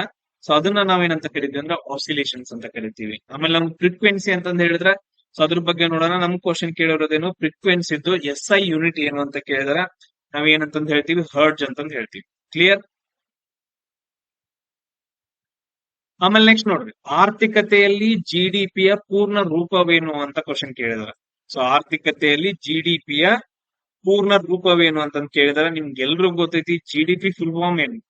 ಸೊ ಇಲ್ಲಿ ನೋಡ್ರಿ ಯಾವ್ದು ಬರುತ್ತಾ, ಆಪ್ಷನ್ ಸಿ ಕರೆಕ್ಟ್ ಆಗತ್ತ. ಗ್ರಾಸ್ ಡೊಮೆಸ್ಟಿಕ್ ಪ್ರಾಡಕ್ಟ್ ಅಂತಂದ್ ಹೇಳ್ತೀವಿ. ಏನಂತ ಹೇಳ್ತೀವಿ? ಗ್ರಾಸ್ ಡೊಮೆಸ್ಟಿಕ್ ಪ್ರಾಡಕ್ಟ್ ಅಂತಂದ್ ಹೇಳ್ತೀವಿ, GDP. ಇವಾಗ ನಮ್ಮ ಭಾರತ ದೇಶದ GDP ಎಷ್ಟೈತಿ ಅಂತಂದ್ ಹೇಳಿ ನೀವು ಹೇಳ್ಬೇಕು ಇವಾಗ. ಸೊ ನೀವು ನಮ್ಮ ಮೆಸೇಜ್ ಹಾಕ್ರಿ, ನಮ್ಮ ಭಾರತ ದೇಶದ GDP ಎಷ್ಟೈತಿ ಅಂತಂದ್ ಹೇಳಿ ನೀವ ಮೆಸೇಜ್ ಹಾಕ್ರಿ. ಇಷ್ಟು ಕೇಳ್ತಾರ ಅಷ್ಟೇ, ಉಳ್ದದ್ದೇನಪ್ಪಾ ಅಂತಂದ್ ಹೇಳಿದ್ರೆ ಜಾಸ್ತಿ ಕೇಳಂಗಿಲ್ಲ. ಆಮೇಲೆ ಈ ಆಪ್ಷನ್ಸ್ ಗಳ ಡೀಟೇಲ್ಸ್ ಏನು ಬೇಡ, ಅಷ್ಟೊಂದ್ ಏನಪ್ಪಾ ಅಂದ್ರೆ ಇಂಪಾರ್ಟೆಂಟ್ ಇಲ್ಲ. ಆಮೇಲೆ ಈಗ ನೋಡ್ರಿ, ನಾನ್ ನಿಮ್ಗ ವಿಡಿಯೋಸ್ ಗಳನ್ನ ಅಪ್ಲೋಡ್ ಮಾಡ್ತೀನಿ. ಮೇ ಬಿ ಏನಪ್ಪಾ ಅಂತಂದ್ ಹೇಳಿದ್ರೆ ಇವತ್ ನೈಟ್ ಅಪ್ಲೋಡ್ ಮಾಡ್ತೀನಿ. ಖಂಡಗಳ ಬಗ್ಗೆ ತುಂಬಾ ಇಂಪಾರ್ಟೆಂಟ್ ಆಗತ್ತೆ. ಖಂಡಗಳ ಬಗ್ಗೆ ಜಿಯೋಗ್ರಫಿ ಕ್ವಶನ್ಸ್ ಗಳು ಬರ್ತಿದಾವಲ್ಲ, ಆಮೇಲೆ ನದಿಗಳ ಬಗ್ಗೆ ಜಾಸ್ತಿ ಕ್ವಶನ್ಸ್ ಗಳು ಬರ್ತಿದಾವ. RPF ಒಳಗಡೆ, RRB ಒಳಗಡೆ ಜಾಸ್ತಿ ಕ್ವಶನ್ಸ್ ಗಳು ಇರ್ತಾವ. ಖಂಡಗಳ ಬಗ್ಗೆ ಒಂದೊಂದು ಖಂಡಗಳ ಮೇಲೆ ಏನಪ್ಪಾ ಅಂತಂದ್ ಹೇಳಿದ್ರೆ ಕಾಂಟಿನೆಂಟ್ಸ್ ಮೇಲೆ ವಿಡಿಯೋಸ್ ಗಳನ್ನ ಮಾಡಿ ಹಾಕ್ತೀನಿ. ಅವುಗಳನ್ನ ನೋಟ್ಸ್ ಮಾಡ್ಕೊಂಡು ನೀವೇನ್ ಮಾಡ್ಬೇಕಂದ್ರೆ ಡೈಗ್ರಾಮ್ ಬರ್ಕೊಂಡು ನೋಟ್ಸ್ ಮಾಡ್ಕೊಬೇಕು. ಇಲ್ಲ ಅಂತಂದ್ ಹೇಳಿದ್ರೆ ಅರ್ಥ ಆಗಂಗಿಲ್ಲ. ಕ್ಲಿಯರ್ ಎಲ್ರಿಗೂ? ಎಸ್, ನೆಕ್ಸ್ಟ್ ಕ್ವಶನ್ ನೋಡಿ. ಸೊ ಈ ಕೆಳಗಿನವುಗಳಲ್ಲಿ ಯಾವ ನದಿಯು ಯಮುನಾ ನದಿಯ ಬಲದಂಡೆಯ ಉಪನದಿಯಾಗೈತಿ ಅಂತ ಕ್ವಶನ್ ಕೇಳಿದಾರೆ. ನೋಡ್ರಿ, ಬಲದಂಡೆಯ ಉಪನದಿ. ಈಗ ಸರ್ ಬಲದಂಡೆ ಯಾವ್ದ್ರಿ, ಎಡದಂಡೆ ಯಾವ್ದು ಅಂತ ಕ್ವಶನ್ ಇದೆ. ಸೊ ಬಲದಂಡೆ ಯಾವ್ದು, ಎಡದಂಡೆ ಯಾವ್ದು? ಇವಾಗ ನೋಡ್ರಿ, ಇದೊಂದೇನಪ್ಪಾ ಅಂತಂದ್ ಹೇಳಿದ್ರೆ ನದಿ ಅನ್ಕೊಳ್ರಿ. ಇದೇನಪ್ಪಾ ಅಂತಂದ್ ಹೇಳಿದ್ರೆ ನದಿ. ಇದೇನಾಗೈತಿ, ಈ ಕಡೆ ನೀರ್ ಹರಿಯಾಕತೈತಿ. ಸೊ ಮೇಲ್ಗಡೆ ಅಂತಂದ್ ಹೇಳಿದ್ರೆ ಹರ್ಕೊಂಡ್ ಈ ಕಡೆ ಹೊಂಟು ಬಿಟ್ಟೈತೆ ನೀರು. ಸೊ ಅವಾಗ ನಾವು ಈ ಕಡೆ ಮುಖ ಮಾಡ್ಕೊಂಡ್ ನಿಂತ್ಕೋಬೇಕು. ಸೊ ನದಿ ಯಾವ ಕಡೆ ಹರಿತಿರುತ್ತಲ್ಲ ಆ ಕಡೆ ಮುಖ ಮಾಡ್ಕೊಂಡ್ ನಿಂತ್ಕೊಂಡ್ರಿ ಅಂತಂದ್ ಹೇಳಿದ್ರೆ ನಿಮ್ ಬಲಗಡೆ ಯಾವ್ದು ಬರುತ್ತಾ ಅದು ಬಲದಂಡೆ. ನಿಮ್ಮ ಬಲಗಡೆ ಬರುವಂತದ್ದು ಏನಪ್ಪಾ ಅಂತಂದ್ ಹೇಳಿದ್ರೆ ಬಲದಂಡೆ. ನಿಮ್ಮ ಎಡಗಡೆಗೆ ಬರೋದೇನಪ್ಪಾ ಅಂತಂದ್ ಹೇಳಿದ್ರೆ ಎಡದಂಡೆ ಅಂತ ಹೇಳ್ತೀವಿ. ಸೊ ನೋಡ್ರಿ, ಅದ್ರದ್ದು ಅಪೋಸಿಟ್ ನಿಲ್ಲಕ್ ಹೋಗ್ಬೇಡ್ರಿ. ನದಿ ನೀರ್ ಯಾವ ಕಡೆ ಹರಿತಿರುತ್ತಲ್ಲ ಆ ಕಡೆ ಮುಖ ಮಾಡ್ಕೊಂಡ್ ನಿಂತ್ಕೊಂಡಾಗ ಬಲಗಡೆ ಕೈ ಬರೋದು ಬಲದಂಡೆ, ಎಡಗಡೆಗೆ ಬರೋದೇನಪ್ಪಾ ಅಂತಂದ್ ಹೇಳಿದ್ರೆ ಎಡದಂಡೆ. ಹಂಗಂದ್ರೆ ಇದು ಯಮುನಾ ನದಿ ಅನ್ಕೊಂಡ್ರಿ ಅಂತಂದ್ ಹೇಳಿದ್ರೆ ಬಲಕ್ಕೆ ಬಂದು ಸೇರುವ ನದಿಗಳು ಯಾವುದು ಅಂತ ಕ್ವಶನ್ ಕೇಳಿದ್ರೆ ಯಾವ್ದಾಗತ್ತೆ ಇದ್ರಲ್ಲಿ? ಸ್ಯಾಂಗರ್ ಅಂತಂದೈತಿ, ಕೇನ್ ಅಂತಂದೈತಿ, ರಿಯಾನ್ ಅಂತಂದೈತಿ, ಆಮೇಲೆ ನೆಕ್ಸ್ಟ್ ನೋಡ್ರಿ ಸಾರಿ ರಿಂದ್ ಅಂತಂದೈತಿ, ಆಮೇಲೆ ಹಿಂಡನ್ ಅಂತಂದೈತೆ. ಸೊ ಇದ್ರಲ್ಲಿ ಯಾವ ನದಿ ಯಮುನಾ ನದಿಯ ಬಲ ಉಪನದಿ ಆಗೈತಿ? ಸೊ ಯಾವ್ದಪ್ಪಾ ಅಂತಂದ್ ಹೇಳಿದ್ರೆ ಕೇನ್ ನದಿ ಅಂತಂದ್ ಹೇಳ್ತೀವಿ. ಯಾವ್ದಂತಂದ್ ಹೇಳ್ತೀವಿ? ಕೇನ್ ನದಿ. ಇಲ್ಲಿ ನೋಡ್ರಿ, ಯಮುನಾ ನದಿ ಅಂತ ಬಂತು ಅಂತಂದ್ ಹೇಳಿದ್ರೆ ಬಹಳ ಅಂದ್ರೆ ಬಹಳ ಇಂಪಾರ್ಟೆಂಟ್. ಫಸ್ಟ್ ಏನಪ್ಪಾ ಅಂತಂದ್ ಹೇಳಿದ್ರೆ ಗಂಗಾ ನದಿ. ಗಂಗಾ ನದಿಯ ಉಪನದಿ ಯಾವ್ದಪ್ಪಾ ಅಂತಂದ್ ಹೇಳಿದ್ರೆ ಯಮುನಾ ನದಿ ಅಂತಂದ್ ಹೇಳ್ತೀವಿ. ಯಮುನಾ ನದಿಯಲ್ಲಿ ಹುಟ್ಟುತ್ತ ಯಮನೋತ್ರಿ ಒಳಗಡೆ ಹುಟ್ಟುತ್ತೆ. ಇಲ್ಲಿ ಯಮನೋತ್ರಿ ಒಳಗಡೆ. ಸೊ ಯಮುನಾ ನದಿಗೆ ತುಂಬಾ ಇಂಪಾರ್ಟೆಂಟ್ ಆಗಿರೋ ನದಿಗಳು ಯಾವ್ಯಾವ ಅಂತಂದ್ ಹೇಳಿದ್ರೆ ಒಂದ್ ಯಾವ್ದಂತಂದ್ ಹೇಳಿದ್ರೆ ಚಂಬಲ್ ನದಿ ಅಂತಂದ್ ಹೇಳ್ತೀವಿ. ಯಾವ್ದು? ಚಂಬಲ್ ನದಿ. ಆಮೇಲೆ ನೆಕ್ಸ್ಟ್ ಯಾವ್ದಪ್ಪಾ ಅಂತಂದ್ ಹೇಳಿದ್ರೆ ಉಳಿದಿದ್ದು ಕೇನ್ ನದಿ ಅಂತಂದ್ ಹೇಳ್ತೀವಿ. ಸೊ ಇಲ್ಲಿ ಮ್ಯಾಪ್ ಒಳಗಡೆ ನೀವು ನೋಡ್ಬೇಕು, ಇಲ್ಲಿ ಏನಂತಂದ್ ಹೇಳಿದ್ರೆ ಗಂಗಾ ನದಿ ಇಲ್ಲಿಂದ ಏನಂತಂದ್ ಹೇಳಿದ್ರೆ ಗಂಗಾ ನದಿ ಹರಿಯುತ್ತ. ನೆಕ್ಸ್ಟ್ ಯಮುನೋತ್ರಿ ಒಳಗಡೆ ಹುಟ್ಟಿ ಯಮುನಾ ನದಿ ಏನಪ್ಪಾ ಅಂತಂದ್ ಹೇಳಿದ್ರೆ ಹರಿತಾ ಕೇಳಿ ಬರುತ್ತೆ. ಯಾವ ಸಿಟಿಗಳಿದಾವ ಅಂತಂದ್ ಕೇಳ್ತಾರಲ್ಲ, ಬಹಳ ಇಂಪಾರ್ಟೆಂಟ್. ನೋಡ್ರಿ, ಯಮುನಾ ನದಿ ತಡದಲ್ಲಿ ಯಾವ್ದಂತಂದ್ ಹೇಳಿದ್ರೆ ಹರಿದ್ವಾರ, ನ್ಯೂ ಡೆಲ್ಲಿ. ಸೊ ದೆಹಲಿ ಅಂತಂದ್ ಹೇಳ್ತೀವಲ್ಲ, ದೆಹಲಿ ಸಿಟಿ ಎಲ್ಲಿ ಐತಪ್ಪ ಅಂತಂದ್ ಹೇಳಿದ್ರೆ ಯಮುನಾ ನದಿ ದಡದಾಗ ಐತೆ. ಆಮೇಲೆ ಯಮುನಾ ನದಿ ಹರ್ಕೊಂಡ್ ಬಂದ್ ಏನಂತಂದ್ ಹೇಳಿದ್ರೆ ಅಲಹಾಬಾದ್. ಇವಾಗ ನಾವ್ ಏನಂತ ಕರಿತೀವಿ ಅದನ್ನ ಪ್ರಯಾಗರಾಜ ಅಂತಂದ್ ಕರಿತೀವಿ. ಅಲಹಾಬಾದ್ನ ಪ್ರಯಾಗರಾಜ್ ಅಂತ ಕರಿತೀವಿ. ಅಲ್ಲಿ ಬಂದೇನಪ್ಪಾ ಅಂತಂದ್ ಹೇಳಿದ್ರೆ ಗಂಗಾ ನದಿಯನ್ನ ಸೇರುತ್ತೆ. ಸೊ ಅದ್ರಲ್ಲಿ ನೋಡ್ರಿ ತುಂಬಾ ಇಂಪಾರ್ಟೆಂಟ್ ಎಲ್ಲಾ ಏನಂತಂದ್ ಹೇಳಿದ್ರೆ ಬಲದಂಡೆಯ ನದಿಗಳು. ಅದ್ರಲ್ಲಿ ತುಂಬಾ ಇಂಪಾರ್ಟೆಂಟ್ ಚಂಬಲ್ ನದಿ, ಬಹಳ ದೊಡ್ಡದೈತಿ ಇದು ಚಂಬಲ್ ನದಿ. ಆಮೇಲೆ ನೆಕ್ಸ್ಟ್ ಸಿಂಧ್ ನದಿ, ಆಮೇಲೆ ನೆಕ್ಸ್ಟ್ ಬೇಟ್ವಾ, ಆಮೇಲೆ ಏನಪ್ಪಾ ಅಂತಂದ್ ಹೇಳಿದ್ರೆ ಕೋನ್ ನದಿ. ಆಮೇಲೆ ನೆಕ್ಸ್ಟ್ ಯಾವ್ದು ಅಂತಂದ್ ಹೇಳಿದ್ರೆ ಟೋನ್ಸ್ ನದಿ ಅಂತಂದ್ ಹೇಳ್ತೀವಿ. ಸೊ ಟೋನ್ಸ್ ಬರಂಗಿಲ್ಲ, ಕೋನ್ ನದಿ. ಇಷ್ಟೇನಪ್ಪಾ ಅಂತಂದ್ ಹೇಳಿದ್ರ ಆ ಕೋನ್ ಅಂತಂದ್ ಕೇನ್ ಅಲ್ಲ, ನೆನ್ಪ ಇಟ್ಕೊಳ್ರಿ. ಇಲ್ಲಿ ಏನಂತಂದ್ ಹೇಳಿದ್ರೆ ನಮ್ಗೆ ಆನ್ಸರ್ ಇಲ್ಲಿ ಇದೆ, ನಮ್ಗೆ ಕೋನ್ ಅಂತಂದ್ ಆಗುತ್ತೆ. ನಮ್ಗೆ ಆಪ್ಷನ್ ಏನ್ ಕೊಟ್ಟಿದಾರ? ಒಂದ್ ನಿಮಿಷ. ಎಸ್, ಈ ನದಿ ಏನಪ್ಪಾ ಅಂತಂದ್ ಹೇಳಿದ್ರೆ ನಮ್ದು ಉಪನದಿ ಆಗುತ್ತೆ. ಮೇನ್ ಇಂಪಾರ್ಟೆಂಟ್ ಯಮುನೋತ್ರಿ ಒಳಗಡೆ ಹುಟ್ಟುತ್ತ, ಆಮೇಲೆ ಗಂಗಾ ನದಿನಲ್ಲಿ ಅಲಹಾಬಾದ್ ಅಥವಾ ಪ್ರಯಾಗ್ರಾಜ್ ಅಲ್ಲಿ ಸೇರುತ್ತ. ಅದ್ರಲ್ಲಿ ಮೇನ್ ಇಂಪಾರ್ಟೆಂಟ್ ಚಂಬಲ್ ನದಿ. ಚಂಬಲ್ ನದಿಗೆ ಏನಂತಂದ್ ಹೇಳಿದ್ರೆ 3 ಡ್ಯಾಮ್ ಗಳು ಬರ್ತಾವ. ಮೂರೇನಪ್ಪಾ ಅಂತಂದ್ ಹೇಳಿದ್ರೆ ಇಂಪಾರ್ಟೆಂಟ್ ಡ್ಯಾಮ್ಸ್ ಗಳು ಬರ್ತಾವ. ಆ ಡ್ಯಾಮ್ಸ್ ಗಳ ಬಗ್ಗೆ ಒಂದ್ ಸ್ವಲ್ಪ ನೋಡಿಟ್ಕೊಡ್ರಿ ಅಷ್ಟೇ. ಆಮೇಲೆ ನೆಕ್ಸ್ಟ್ ಕ್ವಶನ್ ನೋಡ್ರಿ, ಒಲಿಂಪಿಕ್ಸ್. ಸೊ ಯಾವಾಗ ಆಯ್ತು ಅಂತ ಕ್ವಶನ್ ಕೇಳಿದ್ರೆ, ಒಲಿಂಪಿಕ್ಸ್ ಏನಪ್ಪಾ ಅಂತಂದ್ ಹೇಳಿದ್ರೆ ಎಲ್ಲಿಂದ ಒರಿಜಿನೇಟ್ ಆಯ್ತು? ಒಲಿಂಪಿಕ್ಸ್ ಏನಪ್ಪಾ ಅಂತಂದ್ ಹೇಳಿದ್ರೆ ಎಲ್ಲಿಂದ ಒರಿಜಿನೇಟ್ ಆಯ್ತು? Main important.